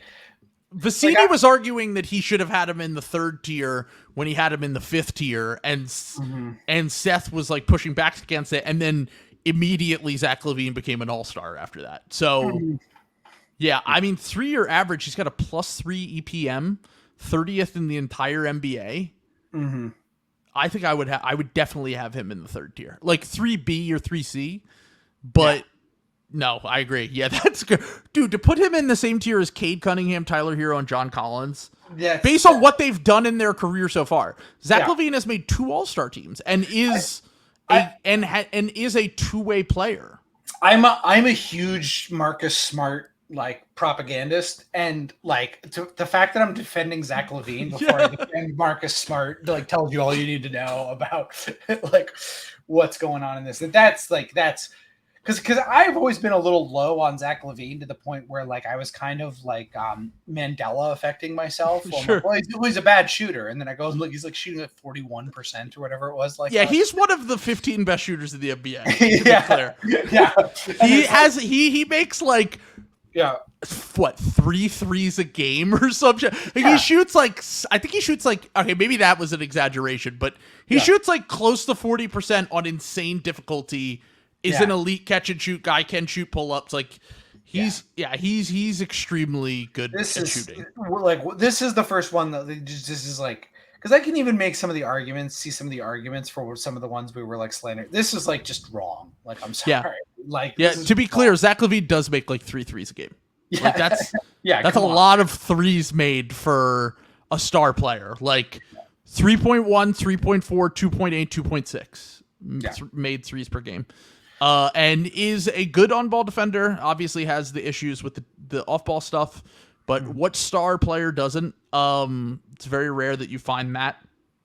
Mm-hmm. And in addition to that,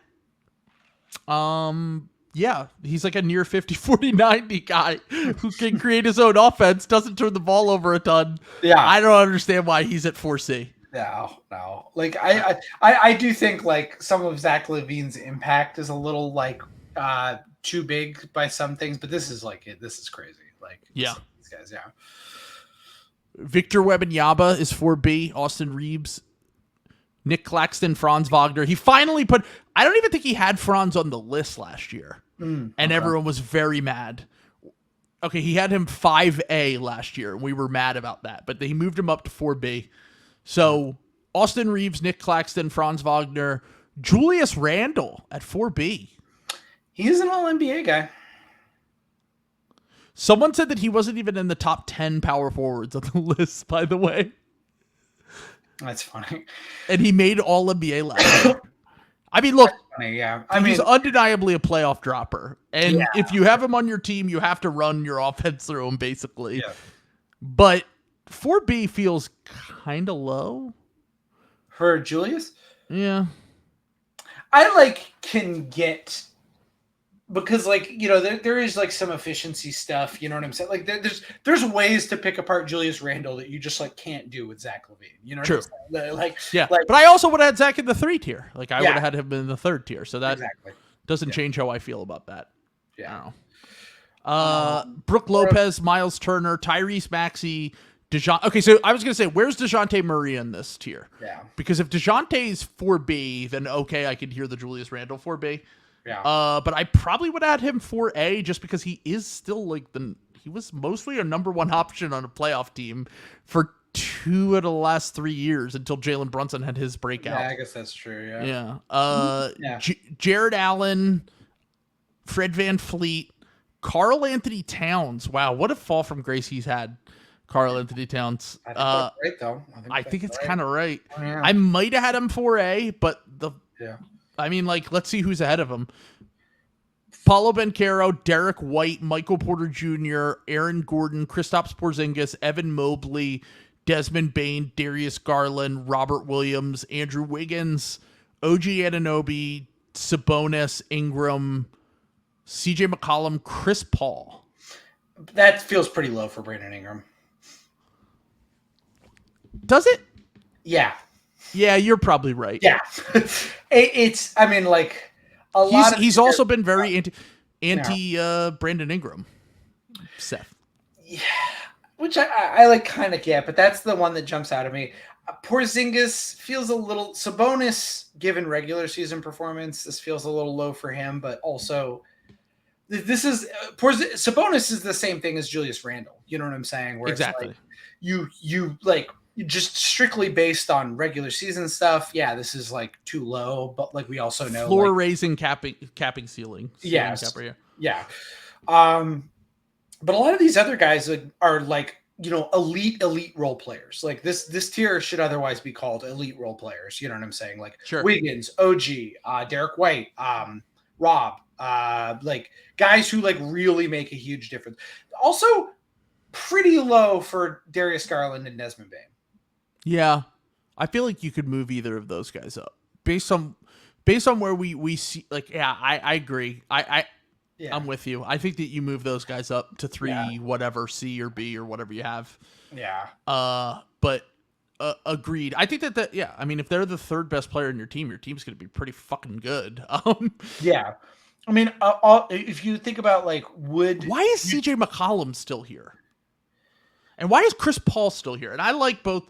I've defended both of those guys versus slander before. Yeah. But like CJ had a really down year and he's now like 32. Why is Zach LaVine 2 tiers below CJ He should McCollum? not be below either of these, Yeah. especially CJ McCollum.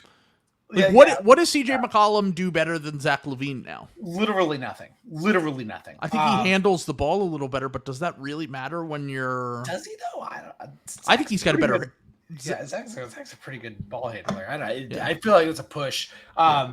Chris is like falling off a cliff. Chris should be in like the Kyle Lowry, like maybe not that low, but like he should be in the like, Mike Conley. Maybe I think Mike Conley and Chris Paul are probably pretty similar level right now.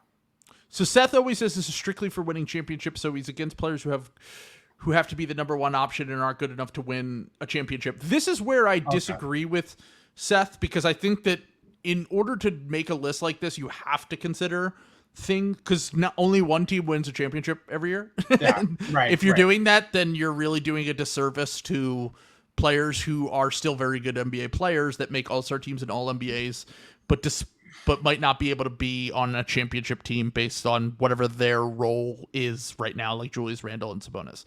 Brandon Ingram is the problem I've always had with Seth and his, I call it terminal scalability brain, where he said last year, if you were the Bucks, would you rather have Brandon Ingram or Dorian Finney-Smith? And I laughed and I said, obviously Brandon Ingram, because what is the Bucks' biggest issue in the playoffs every year? They can't score in the half court. I think Brandon Ingram would help quite a bit with that. And they also have the defensive infrastructure to cover up some of Brandon Ingram's weaknesses on defense, because they have Brook Lopez and Giannis and Drew. And you know, once Chris Middleton was kind of a shell of himself, their team really tanked. And having Brandon Ingram would have been really nice if that were the case. And also, Dorian Finney-Smith is completely reliant on other players. He can't create his own offense. He's a very good defender, but he's not like, you know, one of the 5 best defenders in the league. Mm-hmm. And he's pretty much, as I've said, he's like a super PJ Tucker type. Like, really good, nice role player. But is he even on this list? Like, and a year ago he was saying he would rather have Dorian Finney-Smith over Brandon Ingram. I'm like, okay. Like, I just don't, I never got the argument. I still don't. So I'm assuming if Mikal Bridges is up next, that Dorian Finney-Smith did not make this list at all. And Brandon Ingram is still in 4A. And I think you could argue should be higher. So by the way, where is Dorian Finney-Smith? He's better than a lot of the guys. He's better than fucking DeAndre Hunter. Yeah. I agree. I would have had him in the 5th tier. He should be in the 5th tier somewhere. He's a good 5th starter. Yeah. So. Or like maybe in the 4C tier. Like, he's a really good defender. Like, I don't know. Like, I'd have him in the 5th tier. He's better than Herb Jones right now. Yeah, I agree. Yeah, and then Herb Jones was in the 5th tier. So, you know, I don't know. Maybe there should have been multiple tiers within the 5th tier is what we're trying to get at here. Okay. Tyrese Halliburton, Mikal Bridges, LaMelo Ball, DeMar DeRozan. This is the 3rd tier, by the way. This is 3C. Tyrese Halliburton, Mikal Bridges, LaMelo Ball, DeMar DeRozan, Bradley Beal, Rudy Gobert. That's 3C. I don't know about Brad Beal here. Everybody else is good, I think. I think if you just put Zach LaVine in this tier, I think it's fine. Yeah. like that's where I'm at with maybe even higher for Zach, because unlike DeMar, I think that it's just really hard to put DeMar on a championship level team. I would put Zach ahead of all of these guys still. Like, even LaMelo and Tyrese, who I like love, but like I'm assuming we're doing right now. Like, yeah, I mean, I'd probably put Tyrese and Zach LaVine in 3B. Yeah. But otherwise, I'm mostly fine with this. I don't see how DeMar DeRozan can be 3C if it's a championship level thing, though. how can you build a championship level team with DeMar, who demands the ball, is mid-range heavy, doesn't shoot threes, is a problem on defense, and is a good offensive player, but not like an elite one? I think I've defended DeMar in the past too, but if you're just talking like, how is he not in the 4 tier with those other guys? I don't think it's like impossible to do. It would be really tough though. You would have to look like the Phoenix Suns from before. You know what I'm saying? And then like, look, because the thing is, like, he has had some like really strong playoff games. Like, you know what I'm saying? Like, it's not like, not really. He only had one against the Bucks, and he was always kind of choking in the playoffs before that. Well, I mean, but also he was also like the top front and center of the scouting report, and still had that good game. You know, like, you could also just use that to indict the Bucks. But like, what star is he going to work with? Is my question. All the good ones. Like, maybe Giannis, but like, I don't think defensively a Jokic DeMar thing is going to be like, look, maybe the offense is good enough, it doesn't matter, like it was this past year. But a lot of the Nuggets, the brilliant part about Jokic is that he lifts up offensive talent, and you can play defensive first guys. Mm-hmm. And even guys like Michael Porter Jr., who are role players on that team, are elite 3-point shooters. DeMar DeRozan would cook on the Bucks. He would cook. Sure. The Bucks might be the one situation I could see. Yeah. If you just put him on that team and you took off like this version of Chris Middleton, if we assume that Chris Middleton's declining, because 2 years ago, Chris Middleton was better than DeMar at what the Bucks needed. Mm-hmm. But this version of DeMar, sure, if you just assume he still continues to play, that might be the one team I could really see him working on. But like, I think the defensive issues with like even Joel, like if you're playing a drop system, like DeMar kind of struggles to find his. Although the Bulls play drop, and they did have a top 5 defense, although it was largely due to like Alex Caruso. But yeah, no, DeMar's an interesting one. We'll see with Bradley Beal this year. I think Beal, I don't know. I think Beal is like passable on defense now. And if he's passable on defense and like can figure some other things out, I think that he's fine in this tier in 3C. Yeah. I kind of think that's a fine place for him. Yeah, I mean, I honestly, Halliburton was the one I would move up out of all of these guys. I think he's still being underrated. Lauri Markkanen at 3B. Lauri Markkanen, Jalen Brunson, Zion Williamson, Pascal Siakam, Draymond Green, Drew Holiday, Chris Middleton, Kyrie Irving, Trae Young, and that's it. Chris Middleton's too high. Based on what we just saw, Chris Middleton's too high. Last year, Middleton was... I know he was coming off the injury, but like... Since the championship year, Middleton has been disappointing, I would say. He was great the championship year, though. Yeah. I also think... This is more personal. I can see doing this another way, but I personally would have Draymond higher than this. I think 3B's fine for this version of Draymond, to be honest. He was so good, man. He was so good like a year and a half ago. Like, but he also got benched during that run too. He had several games where he got benched, and the team was good without him. I'm historically think Draymond Green is underrated. Mm-hmm. I don't think he's the player that he once was. I think he's still a very, very good player. I would have had him. I would have had him in 2A if you had told me at his peak. Yes, but like agreed with all that. Yeah, with the way that we have to vote, like. You're still going to have an elite regular season defense and probably a pretty good playoff defense with Draymond, but the offensive shortcomings are real. Yeah.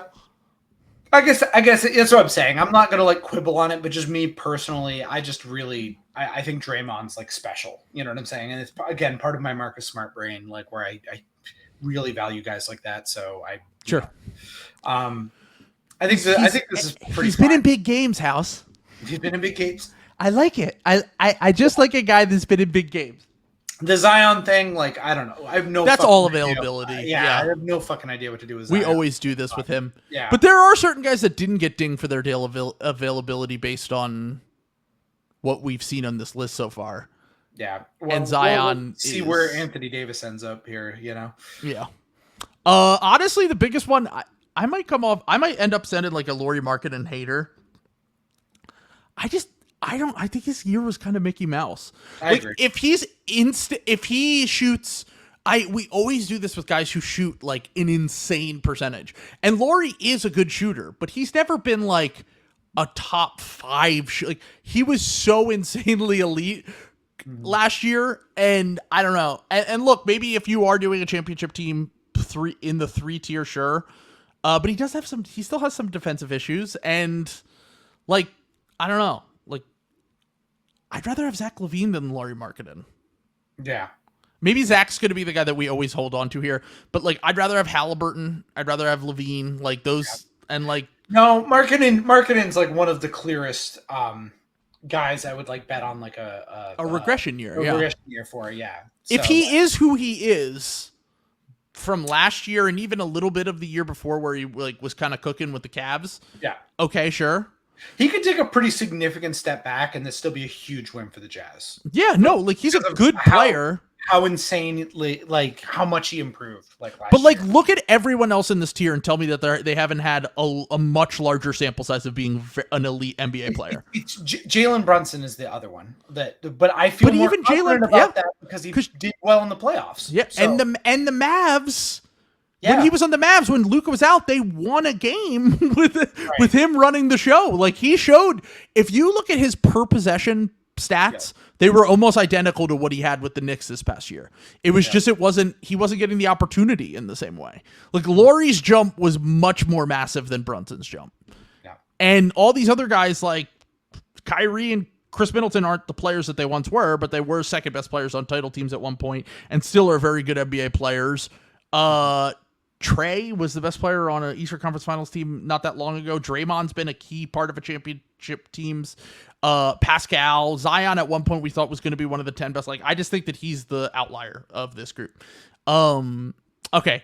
So De'Aaron Fox, Anthony Edwards, this is 3A. De'Aaron Fox, Anthony Edwards, Jaren Jackson, Donovan Mitchell, Jaylen Brown, Bam Adebayo.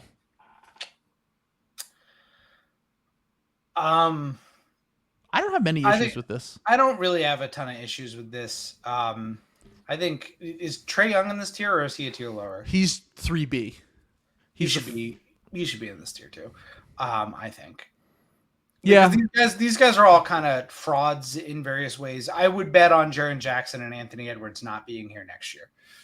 Yeah, it's possible. Yeah, I think those guys are both going to improve and be better next year and like be out of this tier. Yeah. They're both young enough still. I guess, like, if I were gonna, like, I don't want to be making this case. You could probably make a case that, actually, no, this is pretty high for Bam. Considering, I was gonna he has been the second best player on a finals team. Like, yeah, even if it was somewhat Mickey Mouse, like that's both times it was Mickey Mouse, but he has been the second best. Honestly, he was the best player for the second half of the playoff run. Yeah. After Jimmy got hurt. Jimmy got hurt. Jimmy was hurt this time. I mean, he missed a game. He missed 2 games, right? Yeah, well, against the Knicks. Like, come on. Like, that's just like playing with the food. Like, I do think that he was hurt, but yeah. I don't think he was hurt. I think this is just insane hater shit that you continue with. He needed a fucking narrative. He needed a narrative. He knew he was going to suck. Look, there's no one that buys that more than me, but he was hurt. The year before, I'm more skeptical of that injury when he was hurt. Because then he played like fucking God in 2 games against the Celtics, and I was like, okay. Sure. Mm-hmm. All right, so yeah, I'm mostly fine with this tier. I don't really have many issues. Yeah. I'm mostly fine. Donovan Mitchell is one of the players that I just have such a hard time getting a grasp around. I definitely agree with you. I think Anthony Edwards, at the very least, will leap up into the next tier, and Jaren Jackson could too. Mm-hmm. Donovan Mitchell's someone who I just like go back and forth on so much. Because, like, the highs are like, oh, my God, he scored 72 points. Right. And then the lows are like, oh, he got outplayed by Jalen Brunson again in the playoffs. I guess 3 is an appropriate area for him, then. I'll say this about Donovan Mitchell. I'm starting to think maybe Rudy was right, which I never thought I was Oh, my God. Was Rudy right? He was, like, in the MVP conversation at one point last year, though. Don't forget that. That's true, but like I'm just gonna say, like if the Cavs lose in the first round again and the Wolves get out of the first round, like stay woke. I'm just gonna say, was Rudy cooking?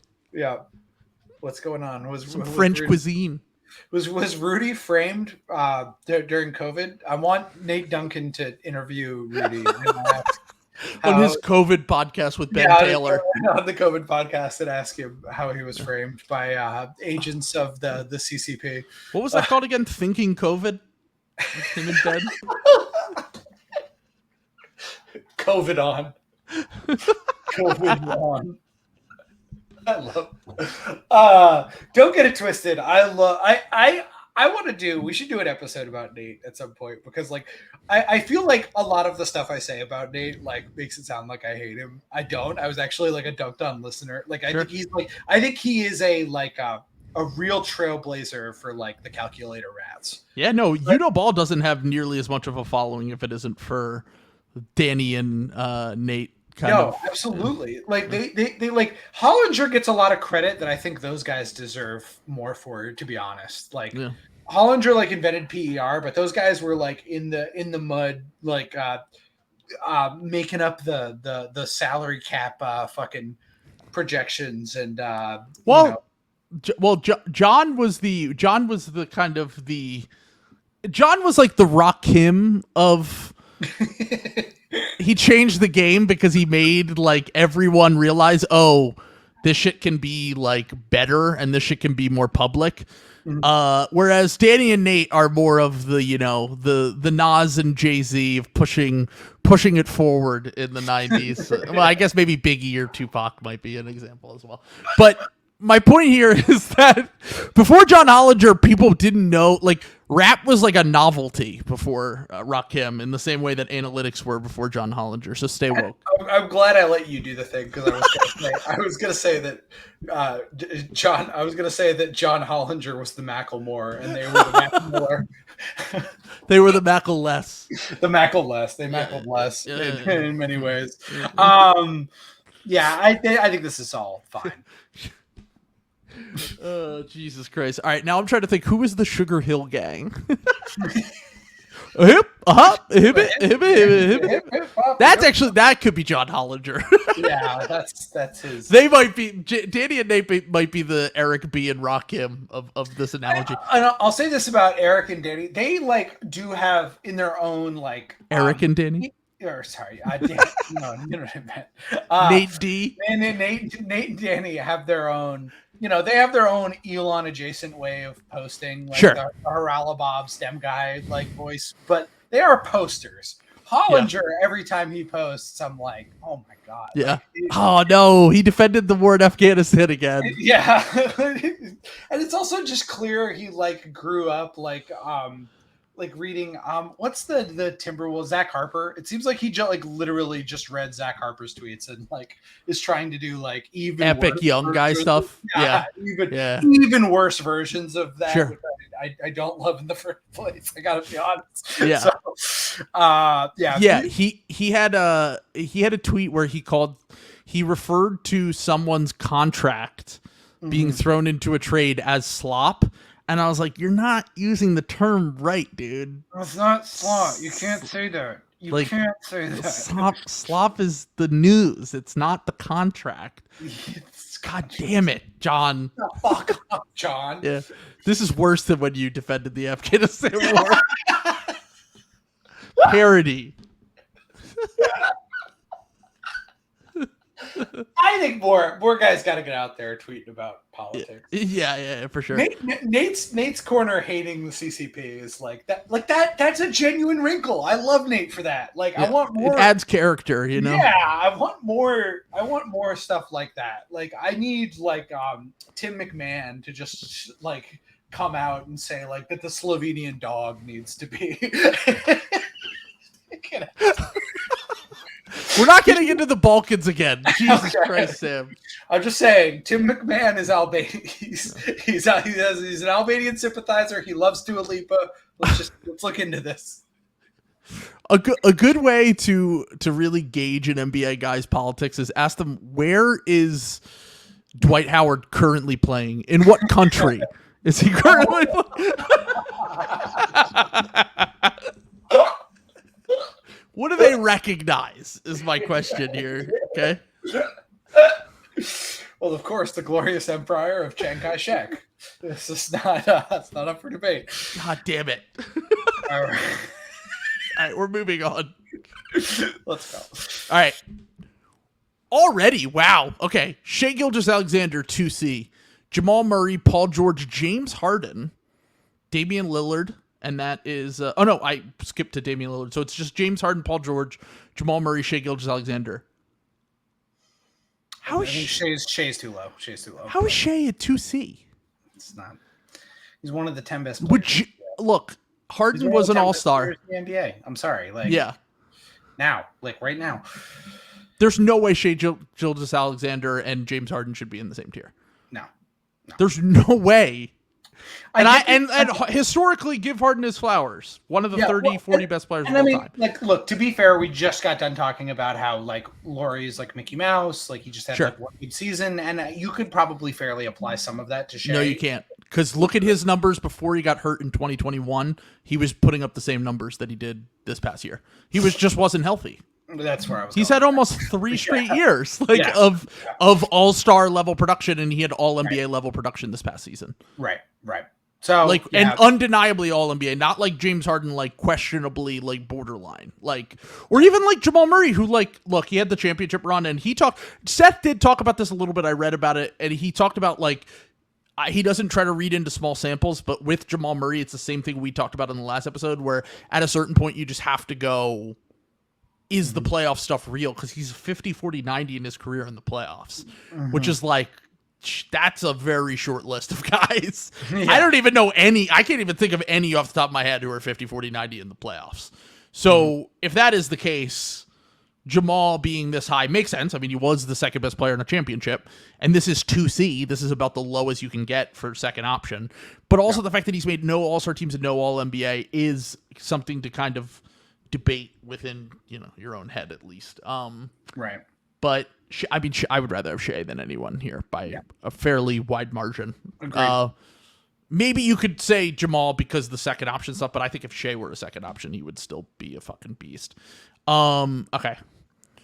Damian Lillard, this is 2B. Damian Lillard, Ja Morant, Anthony Davis. Those are the 3. Yeah. I think those guys are all pretty comparable. Maybe Anthony Davis, but with the injury stuff, I don't know. I feel like they're all. I personally think Ja Morant is too high, but I'm also like a noted Ja Morant hater. So Shai Gilgeous-Alexander is better than Ja Morant. He's better than all of these guys.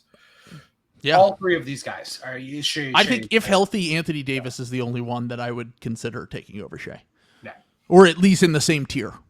And that's like an inextricable thing to. But if we dock Zion for never, Anthony Davis plays way more than Zion. To be fair, he does. Yeah. But it's also like, you're factoring that in. It's like 1/3 of games versus like 5/8 of games. Like so, which Zion really doesn't play a lot, which is the tough part with him. But yeah, I would have Shai at a minimum in 2B. Yeah, I would not agree. 2A. I agree with that. All right. All right, 2A, Devin Booker, Jason Tatum, Jimmy Butler, Kawhi Leonard, LeBron James. I always say Jason Tatum and Devin Booker are on their own little tier because I think all of these guys are older and have their own questions. I think with Jimmy's like playoff and Kawhi for that matters, playoff performances, there's availability questions with those top 3 guys. They're all obviously way more proven. Kawhi and LeBron, especially LeBron. The top 2 have been the best players on a championship team, and the next 3 have been the best player on a finals team that lost. So I think that's relatively, like, just by considering those standards, I think that's relatively fair. I think this is going to be Jimmy's last year in this tier, probably Kawhi's too, and probably LeBron's too. Like, I think all of those guys are going backward, and I think Jason Tatum and Devin Booker are kind of in their own little tier here. But I think that's pretty fair. I don't even, it's hard for me to say because the Kawhi Leonard availability thing is always, yes, I would have him in the first tier, like probably 1B. Right. if he were healthy, but he never is. And he at least played more games this past year. That makes me think that maybe he'll somewhat be able to play more. Like, I think he barely played less games than Jimmy Butler, who is on here, but Jimmy was also available for most of the playoffs. Mm-hmm. LeBron, I don't think I would have LeBron here. Maybe I'm just going to eat all my words and LeBron wasn't healthy at the end of the year, because he did have an injury and wasn't healthy in the end of the year in the playoffs. But, like, look, man, if he has an undeniable All-NBA season, he will have owned me. But I just think if we're looking forward, I would move him down to 2B or even 2C. Like, Yeah. I think I'd take it only because of Kawhi with the injury questions. Okay, I'm not whatever. I would rather have Jason Tatum, Jimmy Butler, or Devin Booker over LeBron James, and they're in the same tier as him. Mm-hmm. I would move them. I would move those guys. I would keep those guys in 2A. Maybe even consider moving them to 1B. Yeah. And I would have LeBron and probably Kawhi because of the availability lower. So I think that's totally fine too. Despite being amazing all-time players. Yeah. All right, let's move up. This is the end of the list. Joel Embiid, 1B. Luka Doncic, Kevin Durant. That's the end of 1B. I think you move Kevin Durant and Joel Embiid down. So you move them to 2A? Yeah. Right now? Right now. Yeah, it's tough. I mean, Kevin Durant, I'm not even thinking twice about it, to be honest. I think I probably would just put him in 2A. Yeah. Joel, the playoff stuff is just like, even if injuries are a factor, Yeah. even if he's a top 3-4 player in the regular season. Yeah. I was just going to say, I realize it's contrarian of me after I said he was clearly the MVP last year, but like, I just don't think he's going to have that same year this year. Like I don't know. I think it's. I guess with Luka, like, they missed the playoffs. like I know it wasn't his fault, and I said they went 500 with him when he played, and it was not his fault. Let me make that clear. And if we are moving forward, I'm higher on the Mavericks going into next season. Having said that, none of these guys have ever missed the playoffs when healthy. No, and honestly, not even close. I mean, but there's also something to the fact that like they wanted to miss the playoffs. At the end of the year, yes, but they were not going to qualify no matter what. No, I'm almost positive they would not have qualified. They suck, dude. Luka Doncic in a fucking play-in game? No, I'm saying they wouldn't have made the play-in if they played their guys healthy. Go look at the end of that season, dude. They were not good. I mean, they were losing the Luka minutes. That's my Luka. I mean, that's my Luka thing. It's just like, this is like an all-time like. This is like a sneaky all-time bad. It was a disaster season. Yeah. But my point here is that Kevin Durant and Joel Embiid, especially when they were younger, and if they were healthy and available, set the floor and you were at least making the playoffs. Even if the league was a little weaker. But I'm just saying, but also like Joel Embiid he has always had at least one good player next to him. Sure. Like even with Ben Simmons like losing his mind, he was still Ben Simmons for a little bit. He still had JJ, he still had like Durant always had someone, sure. Yeah, JJ Redick. You know what I'm saying? Like it's not like really apples to oranges. Jokic almost missed the playoffs last year. But he made the playoffs with no one. And he was the 6th seed. But that's what separates it. Well, he's also in the tier up. He's in tier 1A. But this is what I'm saying. Like we know that's like that would be like a patently like ridiculous argument to make, because you could say Joel Embiid and Kevin Durant have never been a 6th seed. Like when Joel has been a 6th seed, I believe, once. I think were you guys the 3 seed that year? Yeah, we were the 6th seed. That was like the disaster year for the Sixers when they had Horford and Tobias and Josh Richardson and all that. That year, they still were on pace to win 50 games. Yeah. Yeah. I'm just saying, I think that, look, I'm not saying that Luka doesn't deserve to be in the first tier, but I'm saying that, like, Joel Embiid is going to get you 50 wins if he's healthy. Like, and honestly, the year that Ben Simmons sat out, his second best player was second-year Tyrese Maxey, who had not really become the player that he is now. And Seth Curry. Like, that team was not good. Tobias, like that team was comparable to this Mavs team this past year, and the Sixers still won 50 games, I believe, and they were like the 4 seed. How old is Luka right now? Luka's 24. So Luka, in his age 23 season, went to the He's amazing. finals. He's amazing. I'm just if you're building a championship team, I agree he should be in the first tier. But if we're dropping Joel Embiid to the next tier, there has to be some sort of regular season floor argument here for me. And like honestly, Luka's on-offs in the regular season, which might be part of the fact is he just doesn't give a shit, and he is a dominant, amazing playoff performer that will definitely win an MVP and a title at some point in his career, and Joel might not. That's 100% true.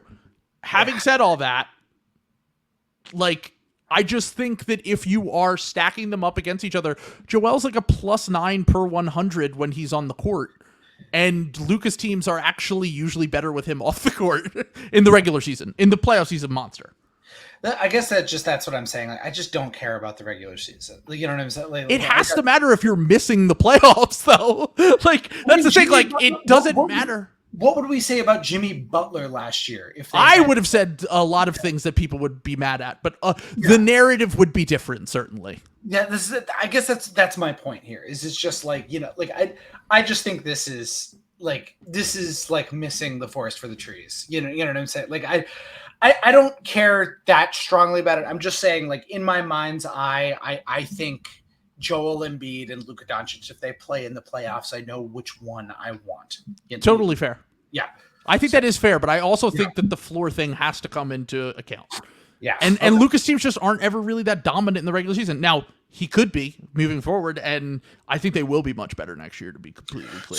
So I mean, if we're going to use that metric, though, so we go back a tier, though. Like, where does like Jason Tatum and like, yeah, he's never missed the playoffs, and he's made the conference finals, 6 times. 3 times, and, 4 times. Yeah. 3 or 4 times, he's made the finals, like and the regular season, I think he's always had really good teams, but at the same time, he's a big part of why they're really good too. Like, his on-offs are good. Like, his nightmare season was also a 6 seed. You know what I'm saying? 7 seed. Yeah. Or was it a 7? I guess it was. Yeah, you guys were in the plan. That's right. Yeah. When Jalen got hurt and right. But then that team wasn't very good either, to be honest. Yeah. That was his worst team by far. Yeah. I mean, we were trading for like Evan Fournier at the trade deadline. It was tough. Yeah. But like, like every other team, like I think the Celtics they've been a top 3 seed, I think, every other year of Jason Tatum's career. So, I mean, I would make the argument you could put Tatum in 1B. Yeah. I would make the argument that I would swap out Kevin Durant for Jason Tatum or Devin Booker. And I think that's fair. I also, Kevin Durant's like more it gets hard. That's you're giving Durant past performance credit here, and he was amazing for the Nets. But also, like, this whole list has taken injury and age into consideration, and it is not for Kevin Durant. Yeah. Well, maybe we got to talk about Steph Curry in this 1A tier then. All right. So 1A is Nikola Jokic, Steph Curry, Giannis Antetokounmpo. I don't have a problem with this, to be honest. Right now. I said it last time when we drafted in the best player draft. I would take Steph 3. And I would have had Tatum or Booker 4 or 5 or whatever, or Luka, I'm sorry. All due respect to Steph, I think he's the second best NBA. He's had the second best NBA career of guys on this list. All due respect to Kevin Durant, but like it's LeBron and then Steph. Right now, I don't know, man. I don't know if Steph Curry is great. He's excellent. He's a huge playoff floor raiser. I don't know if he's deserves to be here with Giannis. And so where Seth argued here was kind of the same thing I argued on the podcast last week, which was there are only 3 surefire guys on this list that are near the peak of their powers that are guaranteed they have won a title as undeniably the best player, all within the last 2 to 3 years. Yeah. And those are these 3. Now, you could make the argument that maybe Giannis or Jokic should be in their own tier, as 1A, and then everyone else changes are like 1AA as we do S plus tier in the tier ranking. Yes. But we know that Steph, within the last, like I said, 15 months, was the best player on a championship team and was a large part of why they won the title, was the main reason they won the title a year ago. And I don't think that he dropped off that much. I thought the team sucked. I thought that he didn't have his normal performances that we're used to in the playoffs outside of that 150-point game he had in Game 7 in the first round. But, like, I think that team had a lot of... It was their quote-unquote nightmare season for when everyone is healthy. Wiggins was in and out of the lineup. Poole thing was a disaster. I think the Warriors are going to be really good next year. And I think that Steph is going to be up there again for, we'll have a conversation at some point in the season. He'll be in the MVP conversation, and we know that when you get to the playoffs, if we want to say the same thing about Luka Doncic, you got to say the same thing about Steph Curry to me. When you get to the playoffs. I think they'll be pretty much exactly the same as they were last year. Even if they are, no one wants to play them in the playoffs. And that's the argument we'll make for Luka. Like, it's like Luka, every year they go four. They're the four. I think the highest seed the Mavericks have ever been is 4. They're like 4 to 7 usually. But even so, no one wants to play Luka and no one wants to play Steph. Yeah. No, that's now true. Giannis and Jokic, the argument that they have is the same thing that Embiid has, but they also have some more playoff accolades. Is that if they are your best player, you're winning, and they're somewhat healthy, you're winning 50 games. But then also when you get to the highest levels, like Jokic has proven and Giannis has proven in the finals, they can fucking ball out and get to the conference finals like Embiid hasn't. So, like, you could make the argument that those two should be in their own little thing because they're in the middle of their primes. I'm still fine with putting Steph 1A, but I think you could make the argument for 1B, but I'd probably have to then create a 1C for guys like Luka and whoever's a little bit further down. So that's how I look at it. I just maybe I'm too Luka pilled, but I think Luka. I think Luka is closer to this. What he's done with like one of the most dog shit teams I've ever laid eyes on is just so fucking impressive to me. Like, Steph at least has like guys who go, like, Kevon Looney's like a good player. Like, Clay, while not at the height of his powers, is like okay, and Draymond Green is still really good.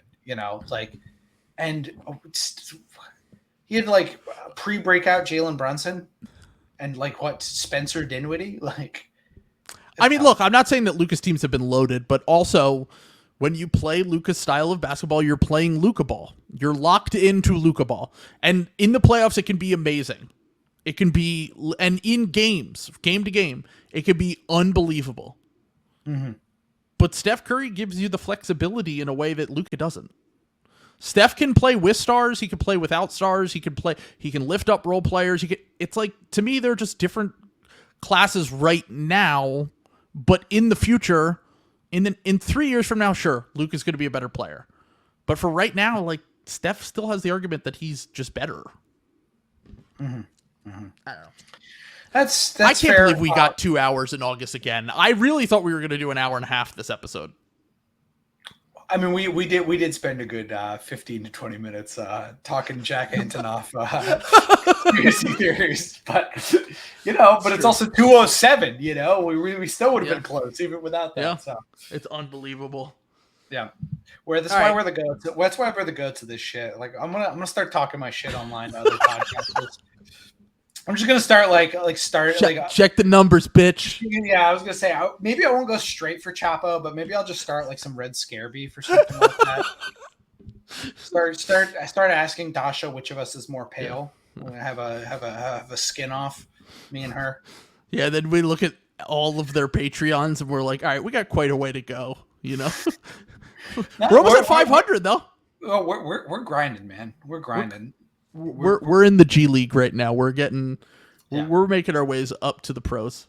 Yeah, I think we're like kind of, we're in the farm system for sure. We're fringe. Yeah, we're fringe. Yeah, like we're very we're like, I think of us as like a Trey Murphy, like. Yeah, exactly. We could pop at any time. At any time. We need the right situation, Yeah, we need to not have a season-ending injury though, which is me saying something on an episode that is not actually behind the Patreon wall.